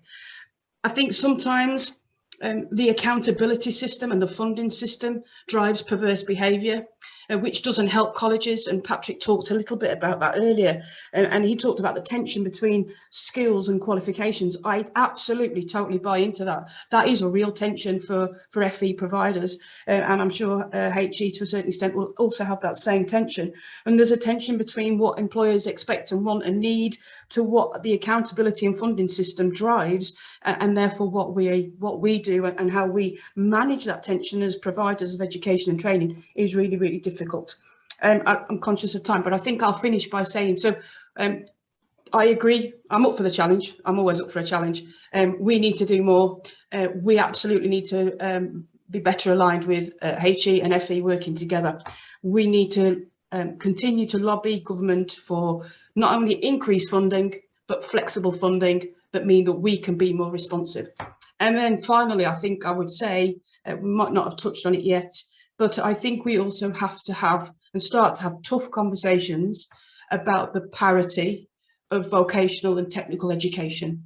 And we need to have tough conversations in this country about that, because Europe sees technical education very differently. They fund it very differently. There is still an issue for me around that tension and that parity issue and parity of esteem between academic qualifications and technical education. And thank you for the opportunity to contribute. Fantastic. No, really, really good. And actually, it's only by demonstrating through the satisfied learner and satisfied employer that actually the technical skills are what matter just as much as having academic skills. And it's not a question of either or, that really that message is driven home. I have to say that we do have a government, regardless of your political affiliations, and I make this as a non-political point to everybody. Look, you have a Prime Minister who was in a sixth form college yesterday in Kirklees. In the space of 18 months, a British Prime Minister has been in an FE college 3 times. His predecessor, actually his immediate predecessor did that. Theresa May went to Derby College and delivered a very good parity of esteem talk that actually brought the Auger review that she instigated and brought FE into the picture. Sorry, I'm slightly digressing here, but I'm actually making a very important point for people to hear, which is FE's moment is now. Technical skills moment is now. And I can say that because I've declared my advocacy role for it in one sense, but actually because I'm not sitting there being an FE college principal with all the accountabilities that that Rachel has. The FE sector needs and it needs leaders like Fiona in the universities that don't replicate that old kind of fight between FE and HE, but it needs to have the employers and the politicians at a local level and the learners, the people that Patrick was talking about, the people that need the skills, speaking up for FE, and that's what this is about. Which is why it's a great introduction to you, John Jackaman. Thanks for coming again. I know you've done sessions with us before, and Raytheon, a great company in the innovation corridor. I'll hand over to you for your 5 minutes in the sun, as it were. Or out of the sun, perhaps. Today. Okay, well, thank you very much. Thank you very much for the introductions. So I'm head up engineering product development team. 120 odd engineers developing classical engineering products, air traffic control systems, power products that can transfer energy a lot more efficiently, moving into the sustainability piece. But also what we're seeing in our product development is that we need our standard skills. We need our RF engineers, we need our digital engineers, software engineers, systems engineers. But we're getting to a position now where we're going to need an awful lot more of our system architects, our data management, IT development, cyber and cyber security. These are topics that are going to come up more and more and more. And they lead into changing the way our transport environment works. Because we do a lot of work with our air traffic control systems, and they are changing rapidly. We're going to have to manage a much wider airspace model in the near future, where we have to drive and control drones, artificially intelligent items that are being automated and automated control pieces across their environment that will lead into your transport environment, and all sorts of things changing there. But you know, my career in engineering has started off with ZX Spectrums from a Mr. Sinclair, who was a great innovator, and it's now sitting at neural net computing in a cloud-based environment. You could not have envisaged that when I started engineering. I can't envisage what the future is going to bring. I know what the near future is going to bring, and I'm working for that. Your transferable skills, Patrick. To me, transferable skills is about engineering enthusiasm. That want and need to create and design. My feeling is that imagination drives innovation, and innovation will drive change. So those are the sequences that I see, and that's more important to me. If someone's enthusiastic about engineering, I may well hire him over a candidate that's showing no enthusiasm for the engineering but got all the qualifications in the world. from our point of view, we put a lot of work into STEM. So even before the colleges get those engineers, we try and infuse that key thinking process about what do you need, what do you want to do, how do you want to do it. Get that down, get that in the STEM curricula at the local schools. We do our own graduate schemes. Once the graduates, we onboard them. We do a lot of work with them. There's a lot of experiential training in engineering. So you learn by making mistakes. You learn by developing product. You learn through that process, very much so. So we do bring our technical skills on board. We do continually train our engineers because of the changing environment and the way our skills have to change. As I said, at the moment, very much looking at how you manage that big data environment, the legislative challenges that you're going to have around transport in that airspace. But it's going to be an exciting future, whichever way we look at it. That was my 3 minutes. Perfect. No, thank you. It is an exciting future, and it's great to be working with companies like yours. I'm just mindful of the time, but we have got just a few moments to pick up on anything. Let me maybe come back to you, Patrick, given the way you frame things in your opening, and now you've heard, in a sense, the responses as it were, from the people who were covered in your skills index survey as well. What can City and Guilds do to help us make this all happen? Look, I mean, I think obviously I've already been on a call with Rachel previously as well, and so I think, you know, all of the and it's great to meet Fiona as well, although, you know, virtual as we all are at the moment. So I think that, you know, it's really encouraging. I think that there's absolute alignment, I think, from the provider sector. I think, you know, City and Guilds can both influence and change within the qualifications accreditation system. You know, picking up on John's point, you know, we were involved in the T levels around engineering, and so have a direct impact and potential to influence things around curriculum there. Hopefully also start to really build out that sort of industry placement dynamic of those things.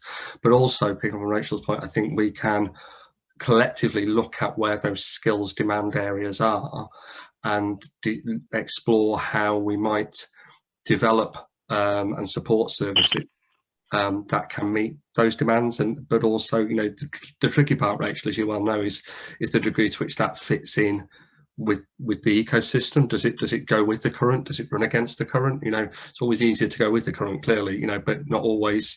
You know, it's not always, you know, and also I think the challenge we're all going to face is, if we need to swim against the current, let's collectively swim against the current and make sure that we get to where we need to get to. I think John's point around some of those sort of common transferable skills was really well made. I think the bit that always fascinates me with those areas is that it's not that they're not important. I think we always recognise the importance of creativity and enthusiasm for a subject, etc.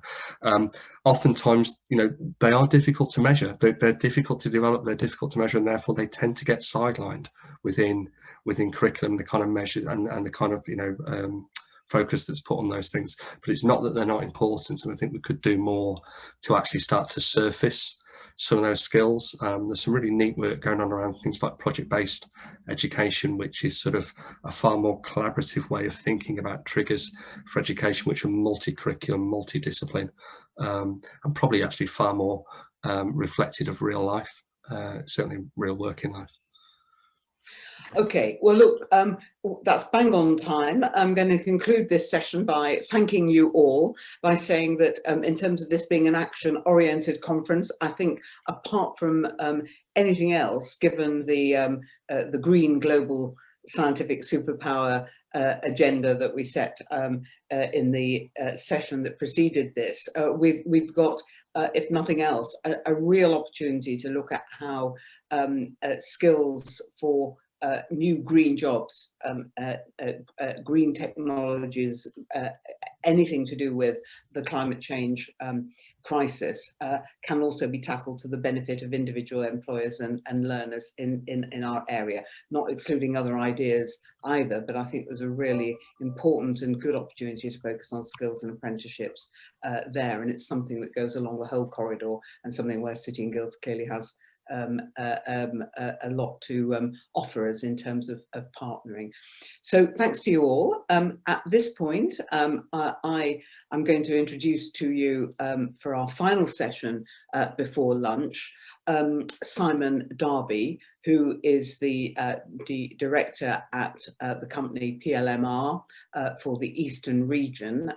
We've, as people who are on this call who are board members or associated with the Innovation Corridor will know, we've been working closely with PLMR over the last nearly 2 years now to develop the way in which all of the themes of the work that we've been dealing with today do get an airing across government and across political parties, and in the arenas where they need to be heard.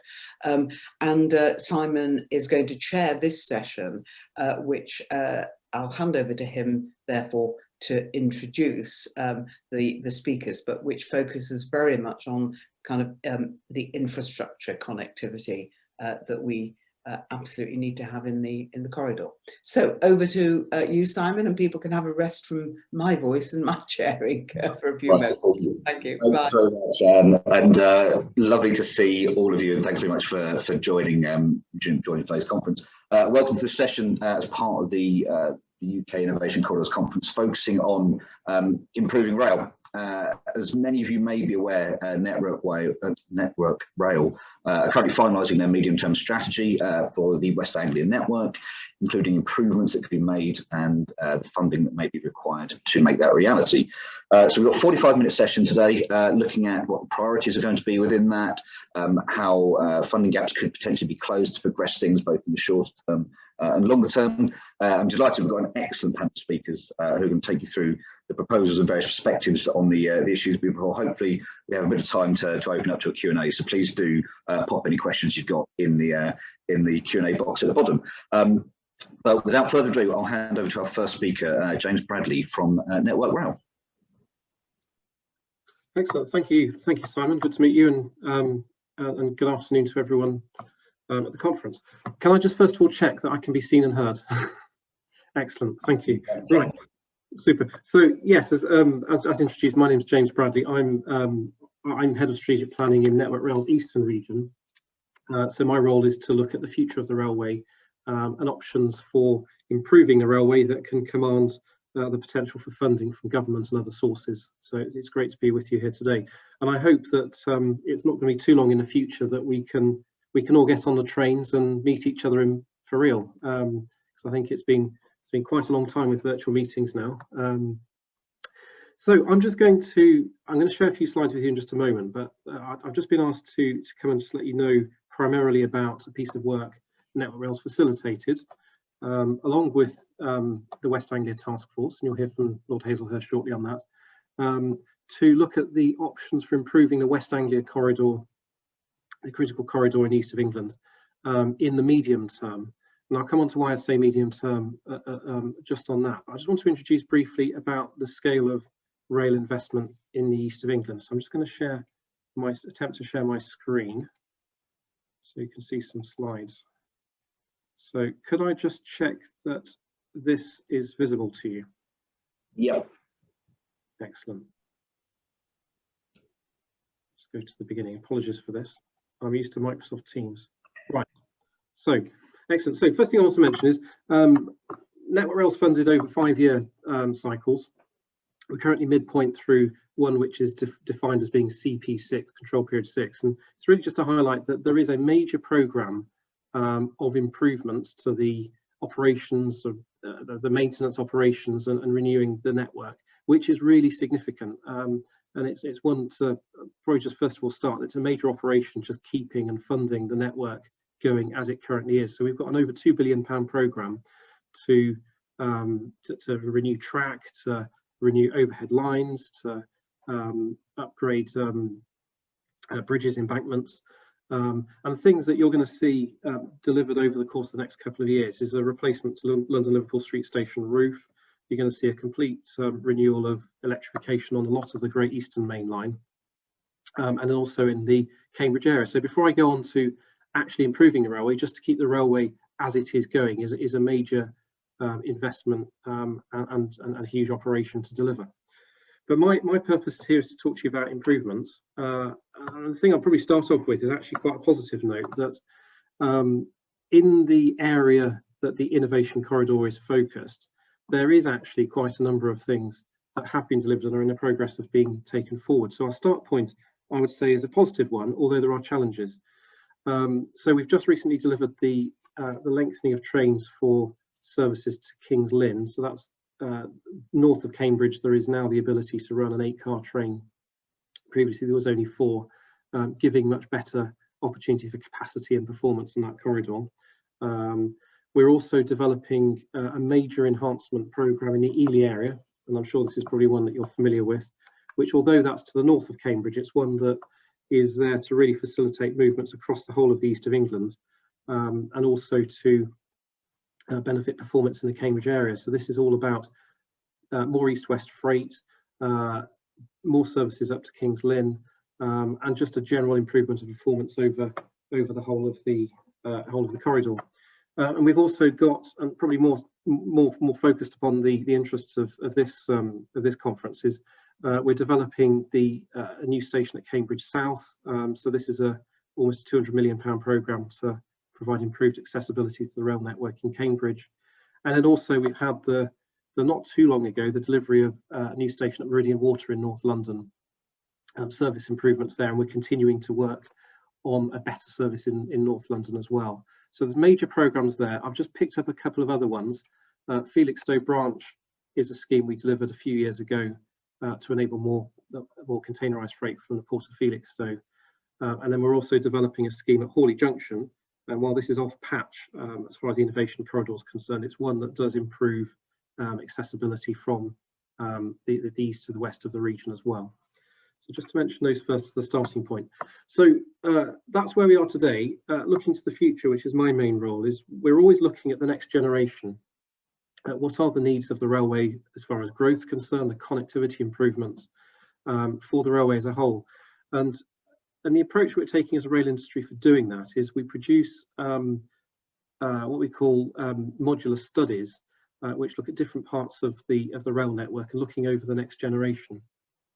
Probably most relevant to this corridor is we published the Cambridge Corridor Study about 18 months ago, looking at the next 30 years and how the service requirements that we believe are there to meet Cambridge's growth can be delivered.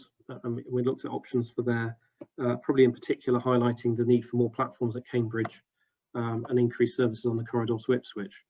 There's a whole range of others. I've just put up some now on the screen just to give you an example of what those are. We've got one for the Great Eastern Main Line, the Essex Thameside corridor, and then most recently we've just finalised a piece of work looking at the focus of the West Anglia corridor between London, Stansted and Cambridge. So this particular piece of work, which we've now completed in draft, is one that we've done probably about a year and a half later than we originally intended to. And the reason for that is that we've always had the ambition, and we still do in fact, that the Crossrail 2 programme that I'm sure you're all familiar with is the key transformative programme that we expect to achieve a huge step change in the rail offer for this strategic corridor in the long term. So the expectation up until recently is that was a programme we believed would be delivered in the medium term, and that was really the focus there, to increase the capacity in North London, not only for more frequent services, but also to benefit the reliability, the journey time for then going on to Stansted and Cambridge. Now, as it stands at the moment, that programme's been paused. So we've known for about a year now that the development of that programme has not been progressing.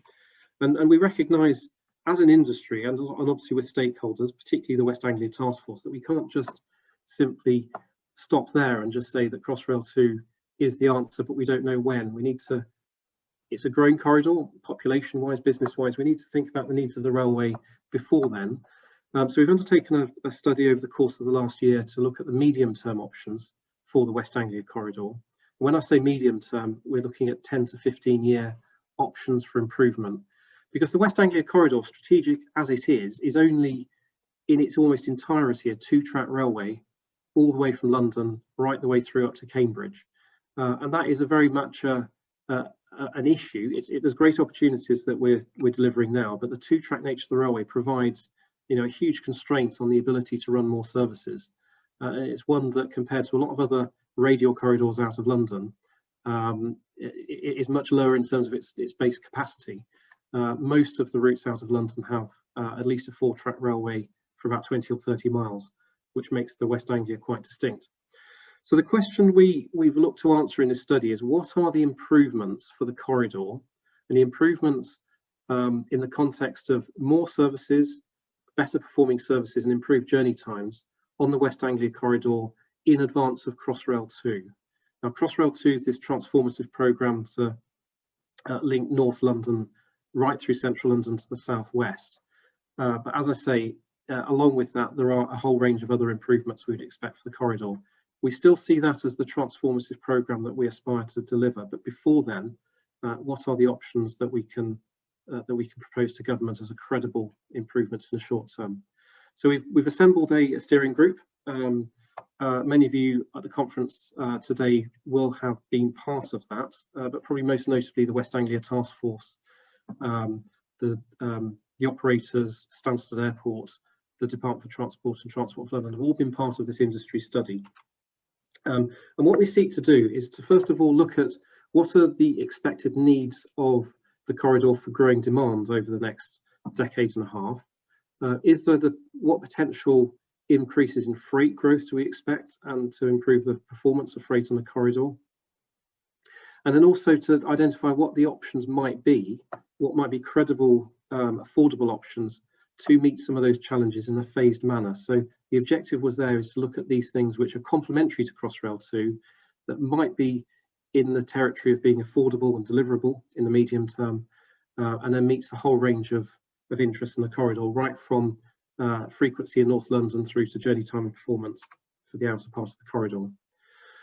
The considerations for this was that the rail network is, the technology of the rail network is constantly evolving, and we're looking to completely re-signal the West Anglia Corridor over the course of the next 10 to 15 years to what we call a digital railway standard. So that's moving to a much more advanced, technologically improved and reliable form of rail signalling. We've also got, sort of during the scope of this study, a massive increase in expected number of new homes and population, not just in North London, but across the entirety of the corridor, which does change rail demand. Although the aviation sector at the moment is somewhat struggling, we are working on the assumption that there will be a resumption of demand and growth, and a potential for Stansted Airport to grow to almost doubling in size over the course of the next decade and a half. And then we've also got the rollout of the new trains, the new Greater Anglia trains that are now being rolled out over the corridor, that in itself provide a quite significant improvement in the service offer. So it's looking at all these factors that we know are likely to happen over the course of that time period. The conclusions we've come to are, first of all, that we believe that with the rollout of the new trains, that gives us an expectation of quite significant increase in capacity on the corridor. So in some cases, the new trains provide up to about a 50% increase in ability to carry passengers over the trains that have been operating up until now. So as a start, that gives us a huge advantage for meeting capacity. But looking at the very latest expectations of growth, and this is taking into account potential changes to commuting patterns on the recovery from coronavirus, we still think that there is more likely to be growth than not over that 10 to 15 year period. So even taking into account our best industry agreed assumptions, while there is the potential for there to be the current downturn to take longer to recover, we believe that there's potentially up to an additional 25% growth that we believe could happen over the next 10 to 15 years. and I think we've taken 2031 as the start point. So there is a challenge, even taking into account you know, a reduction in the regularity of commuting.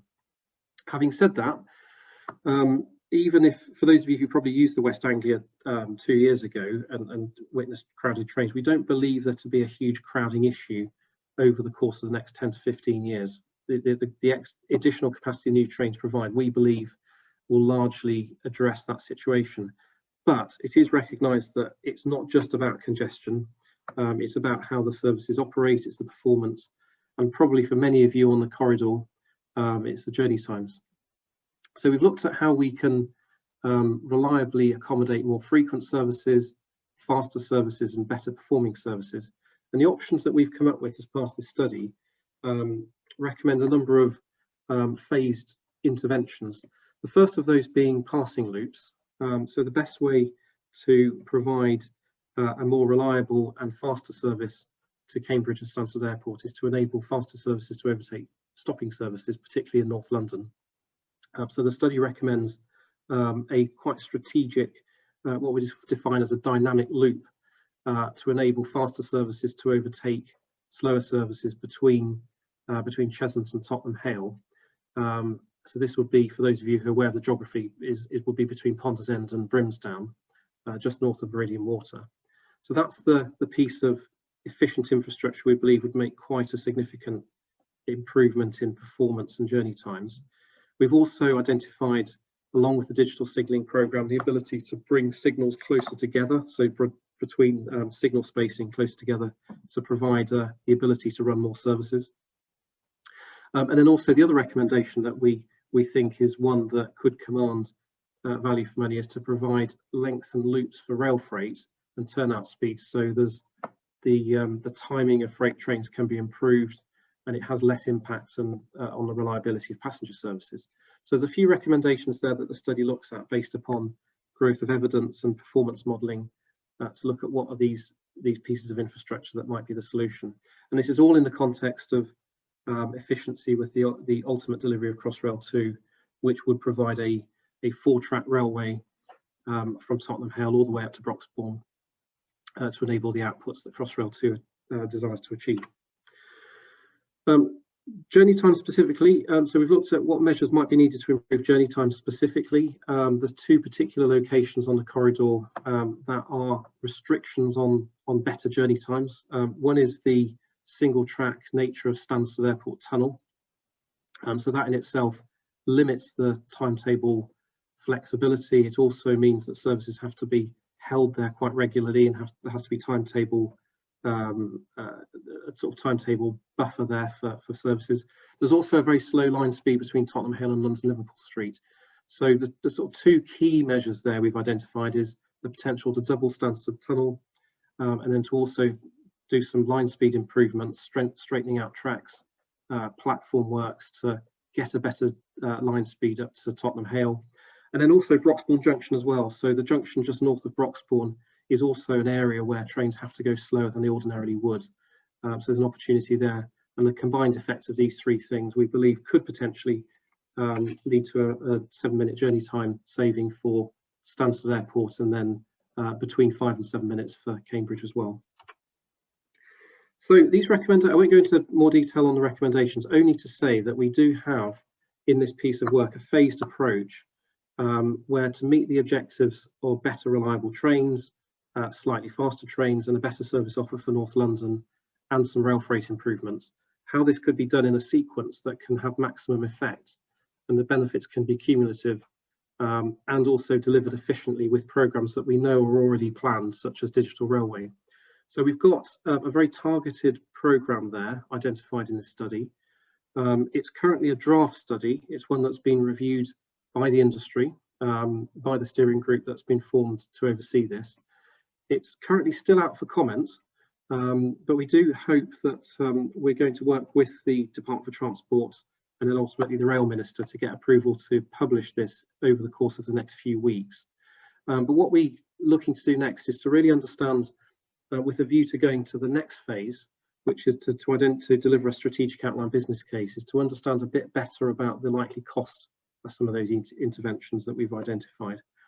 Now, at the moment, we can't put a price tag on it, other than to say we've done some comparative work with other schemes on the National Rail Network. And we believe that the cost of the entire medium-term programme that we've proposed there to be in the order of about £1 billion to £1.5 billion. But as I say, this is only something that we've looked at as a sort of scalable cost. We also need to then, over the course of the next few months, is to look at the likely benefits, so we can have a view to see, in terms of taxpayer investment, what the likely value for money of delivering this programme might be. And then, of course, after that point, moving things into the government's development pipeline, and then working with many organisations on the innovation corridor about how there can be other involvements, investments in the corridor too. So I will leave it there. That just gives you a quick overview. I'm very happy to meet with anyone at the conference if you want to get in touch to learn a bit more about the study in detail. It's not published, as I say, it's not published ready yet, but I'm very happy to share certain information. And then just to finally finish on the challenge, we do have in the East of England already a very comprehensive programme of rail improvements that we have there working with government to take forward. Never before has it been so important for us to get the most compelling case for taxpayer investment. And we believe that this particular study, the way it's been sequenced, it's been targeted, we hope to be able to achieve the best possible case for that improvement, certainly in the absence of Crossrail 2 at the moment.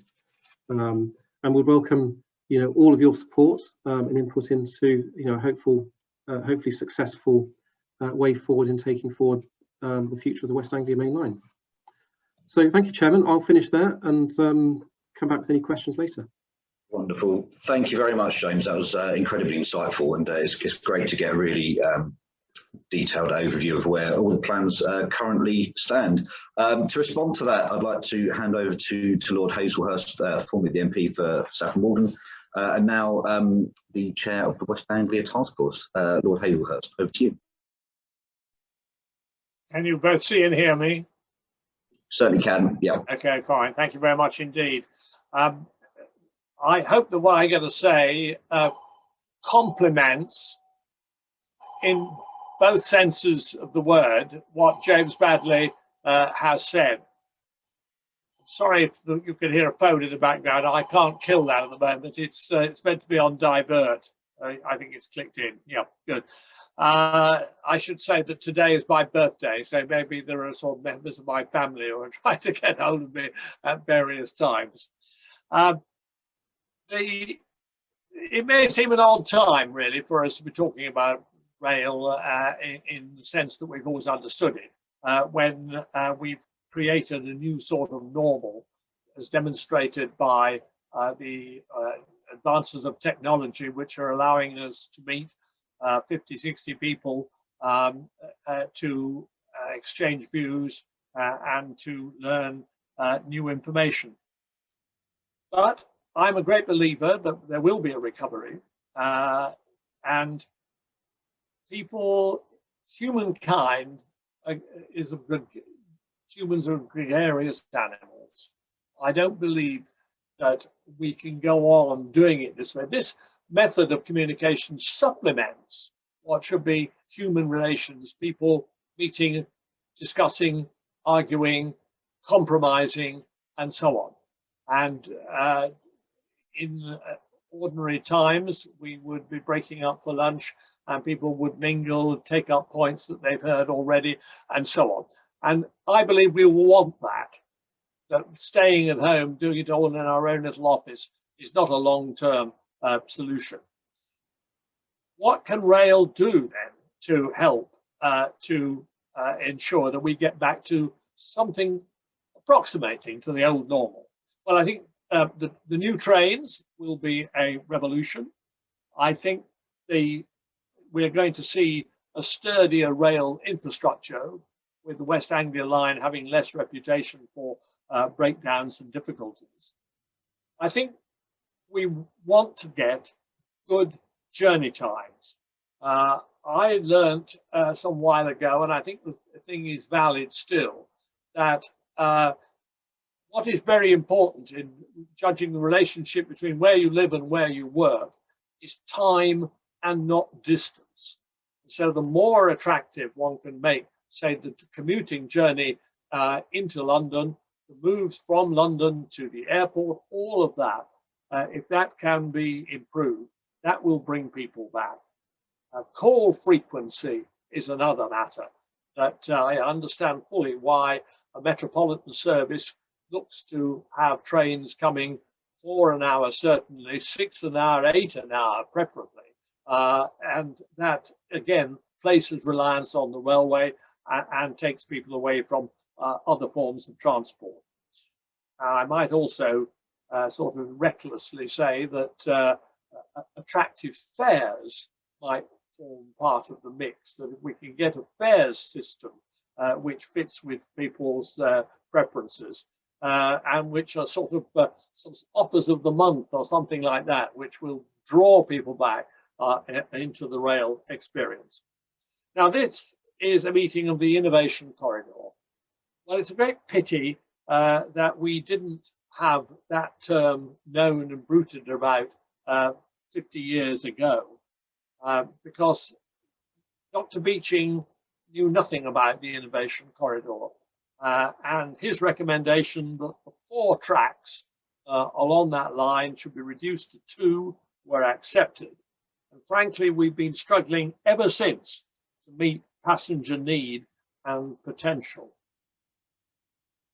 And that's all before we begin to think of freight. That much more could be done in ways of delivering heavy core, all of the things that are now increasingly looking to rail, and yet can't be satisfied by it. So what can be done? Well, I think that James has given a pretty good outline of the various things. He's mentioned dynamic loops, so one train can overtake another. He's mentioned journey times, line speed at Broxbourne Junction. Even to my surprise, there's examination taking place. James will contradict me if I'm now wrong on this, about the line speed south of Tottenham Hale, because I've always taken it as a given that you can't do that in less than 11 minutes. But apparently, if you could safely increase the line speed, then you could shave some time off that particular section of the journey. Bidirectional signaling, digital signaling, the length of the turnaround at Liverpool Street, a second track into Stansted Airport. These are all elements which they can be brought together, as I think the line study, when published, will demonstrate, can have a significant effect on increasing people's confidence in the railway. And the way it's been presented in the draft report is that none of these things, if you look at a step-by-step approach, a sectional view of the railway, need conflict with the other. Short of a government windfall, which would allow us to do everything at once, a step-by-step approach would be a pragmatic solution which should attract a range of partners as perhaps vividly represented by this meeting today.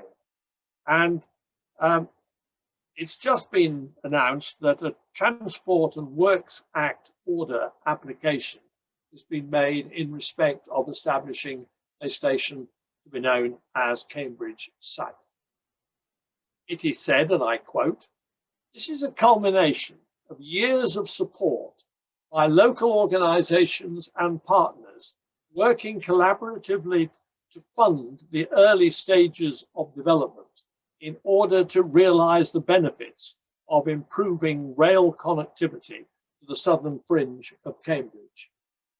Well, if it can be done in terms of a new station, it can be done in view of the sectional improvements that over a period of years could be achieved much faster than if we simply want to join the queue for improvements in railway investment when the government is under pressure from all parts of the country and with a particular obligation.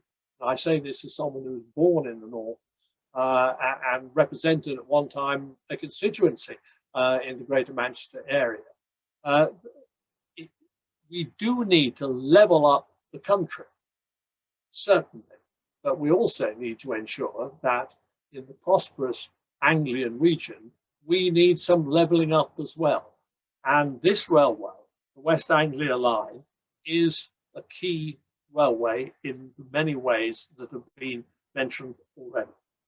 Now, without being prepared to bring together a combination of interests, public and private,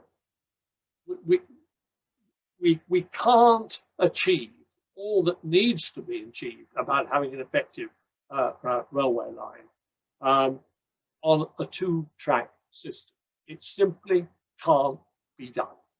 And that is what we must concentrate the mind on.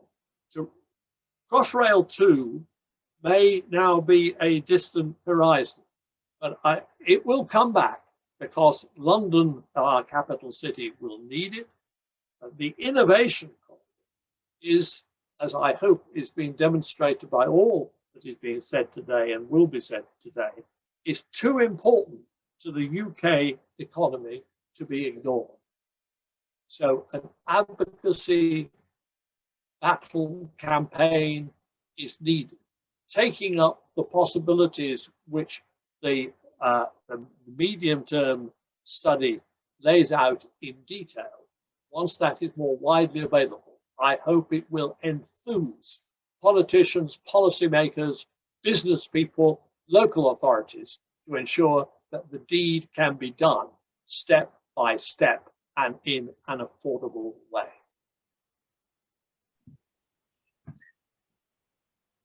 Thank you very much, Lord Hazelhurst. Yes, an excellent call to action and call to arms there for us to all work collaboratively to make this a reality. I'd like to hand over now to Greg McClung, Executive Director of Public Affairs Europe at IFM Investors, to give a bit of an industry and investor perspective on how all these things can be taken forward. Greg, the floor's yours. Thank you very much, and I'll do my best to be brief. With regard to timing, really joining arms with Lord Hazelhurst in terms of that call to arms of the public and private sectors working together, to improve the rail line. IFM Investors, just to give a bit of background for those who aren't aware, owns Stansted Airport as part of the portfolio of airports in Manchester Airports Group. And Manchester Airports Group is a joint venture between the local authorities of Manchester and Greater Manchester and IFM. And the local authorities brought IFM in because we are probably an unusual investor in being genuinely long-term, looking across decades rather than years or months. And of course, many people say they're long-term. In IFM's case, it's derived from the fact that we're owned by pension funds. We're owned by Australian pension funds, but we invest on behalf of UK pension funds, Canadian pension funds, North American and Australian. So I'm sure everyone gets the gist. We're owned by pension funds, and that gives us, a kind of horizon which is decades long. And from that perspective, clearly we're very keen that Stansted Airport reaches its full potential. It's in some ways the international gateway for the East of England in terms of airports. And passenger numbers pre-pandemic were rising, very, very well at Stansted and across the Manchester Airports Group. And that reflects kind of investment that IFM and the local authority owners have done over the years in the airports. In terms of the improving the rail line, really positive to hear from James and Network Rail about the plans, and from Alan in terms of the political impetus that he sees being necessary to come behind this project. From our point of view, we have for some time thought that tracking is the real necessity. We produced at the beginning of 2020 a detailed technical report, and we commissioned Arup to produce that on our behalf. And the Network Rail report really comes to pretty similar conclusions. I think the big difference is really in the emphasis and the order in which things are done. I guess in our view, if Crossrail 2 is, as Alan suggested, you know, on maybe on the distant horizon now, how do we get to forward tracking quicker on the basis that from materially improving the experience of passengers wishing to get to Stansted, then bringing the journey time down on the rail link, you know, from 45 minutes to closer to 30, you know, would really make a qualitative difference, and also increases reliability. We know capacity per se is not going to be an issue, as both speakers set out, but that speed and reliability, again, to Alan's points, you know, to make Stansted that bit more attractive. It's grown very quickly. It's East of England's airport hub, I think it's fair to say, but how does it increase its attractiveness relative to, you know, the other large airports, Gatwick and Heathrow in particular, you know, that are also in the London area, we know in particular, and we think forward tracking is absolutely critical. As a long-term investor, pension fund owned, you know, we are always open to getting involved, you know, in investable opportunities. Put more simply, if there's an appetite at the government end to actually make this happen, you know, IFM is the owner of the airport alongside the councils, and particularly through MAG, of course, at the heart of that, as the operator, very open to conversations. But it seems to be that, you know, unblocking at the political level a real appetite to go quicker, to see forward tracking as critical, to Alan's point, you know, to righting the wrong of beaching. And from that point of view is really where we're at, I guess. We've got lots of experience globally in these kind of projects. You know, we're doing, just to give panelists and colleagues a flavour, IFM at the global level is undertaking around about 3 billion in capital expenditure a year across our infrastructure portfolio. We're running one of the biggest infrastructure funds in the world. And so we've got a lot of experience of actually, you know, capital expenditure and building things. So again, in terms of working with government to get this right, to really take it forward, to make forward tracking something that appears in the near horizon rather than the medium or long term, is really where our appetite is. Understand, of course, what James is saying very clearly around the challenges, you know, the political priorities that government have. Obviously, there's a great focus, as Alan said, around other regions of the UK. But given the importance of East of England and its potential increased role in the, you know, the economic dynamism of the UK and in the context of trying to, you know, build out global Britain, we would certainly take the view that you know, government should be taking the potential of East of England as seriously as is possible, and we are keen to play a part alongside partners in this call and, you know, pushing in that direction.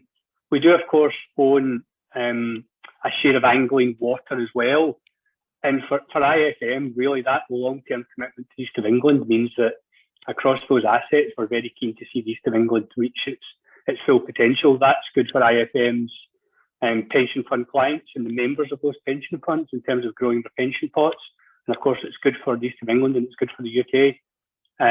So delighted to speak to anyone listening in who's keen to see this taken forward, and we'll look forward to any Q&A that there is. Brilliant, thank you, Greg. And yeah, it's always a pleasure to hear such endorsement for the East of England and its importance to the UK overall, which can sometimes get kind of forgotten about in terms of government policy making circles. We've got time for a couple of questions. The two that stand out in front of me at the moment, probably primarily for James, so I'm going to put these your way. First from Mark Lucas, Secretary of the West Anglia Task Force, who wants to know that given the enormous pressures there are on budgets at the moment, what realistically is the near and longer term capital investment prognosis for heavily used inner and outer commuter lines and intercity routes such as the West Anglia Main Line? Yeah, so what's the prospect of the delivery of? Well, I mean, at the moment, I think I mentioned just at the end of my presentation that we are, if we look at what's already the ask of government for the East of England, we're already we've done an assessment for what we think is the likely funding envelope for the next 7 years, and we're already over that. So, but what this study has taught us is that the previous proposals that we've developed are ones which have been much more broad. They've been sort of more region-wide. This piece of work is the first one we've done in a very targeted, staged way, and Lord Hazelhurst just explained that. We've sort of come forward with a very much a step-by-step approach, where we can really drill down into the benefits that every single step can give. So we think that for the West Anglia, I think we're in the best possible position to demonstrate the value in taking this forward. Both in terms of each step, what journey time savings you could get, what frequency we could potentially get, what performance benefits, so that you can really measure those. So I think it's a very challenging environment, putting aside the argument about where transport investment is focused across the whole country. But even without that, we think we've got a really good proposal here. That I suppose the key next step is to be able to get the recommendations developed through the government's pipeline, and that's probably the first challenge that we have. And what we're going to do with the West Anglia Task Force over the course of the next few weeks, and towards, well, certainly this year, is to really focus on getting that moved forward. Because until we can do some further development, we can't really demonstrate the value to the taxpayer and indeed to investors like IFM, for example. Thanks very much. And one final question again for you, James, before we bring the session to an end. Hopefully a slightly easier question to answer, but has a passing loop at Harlow Mill been considered at all?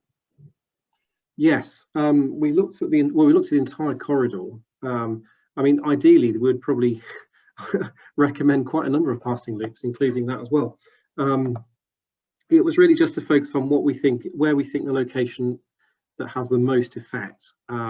Yes, ideally, we would consider something between Harlow Town and Sawbridgeworth as being an option there. But we think that where the location we've suggested, first of all, has the maximum impact in that medium-term period. I think going to the long term, that may well be a good option. Just in answering this, I've also the 4 tracking options that I think Greg mentioned there, that the work that IFM commissioned with the consultant before was very much valuable in the piece of work that we've done. The challenge with 4 tracking in the absence of Crossrail 2 is the fact that it's what you do once you get to the end of the 4 track, so getting it into London. So the tunnel through central London is really the key to getting the value out of that the full 4 tracking option. And it's not that it's without benefits. It's much harder to justify the significant investment that will be needed for the 4 track option without the Crossrail 2 programme tacked on. But that's certainly something that we believe in the long term will be needed. When you look beyond the medium term, a 4 track option really is the only solution after that point. Wonderful. I'm sure everyone is very much looking forward to lunch, albeit virtually.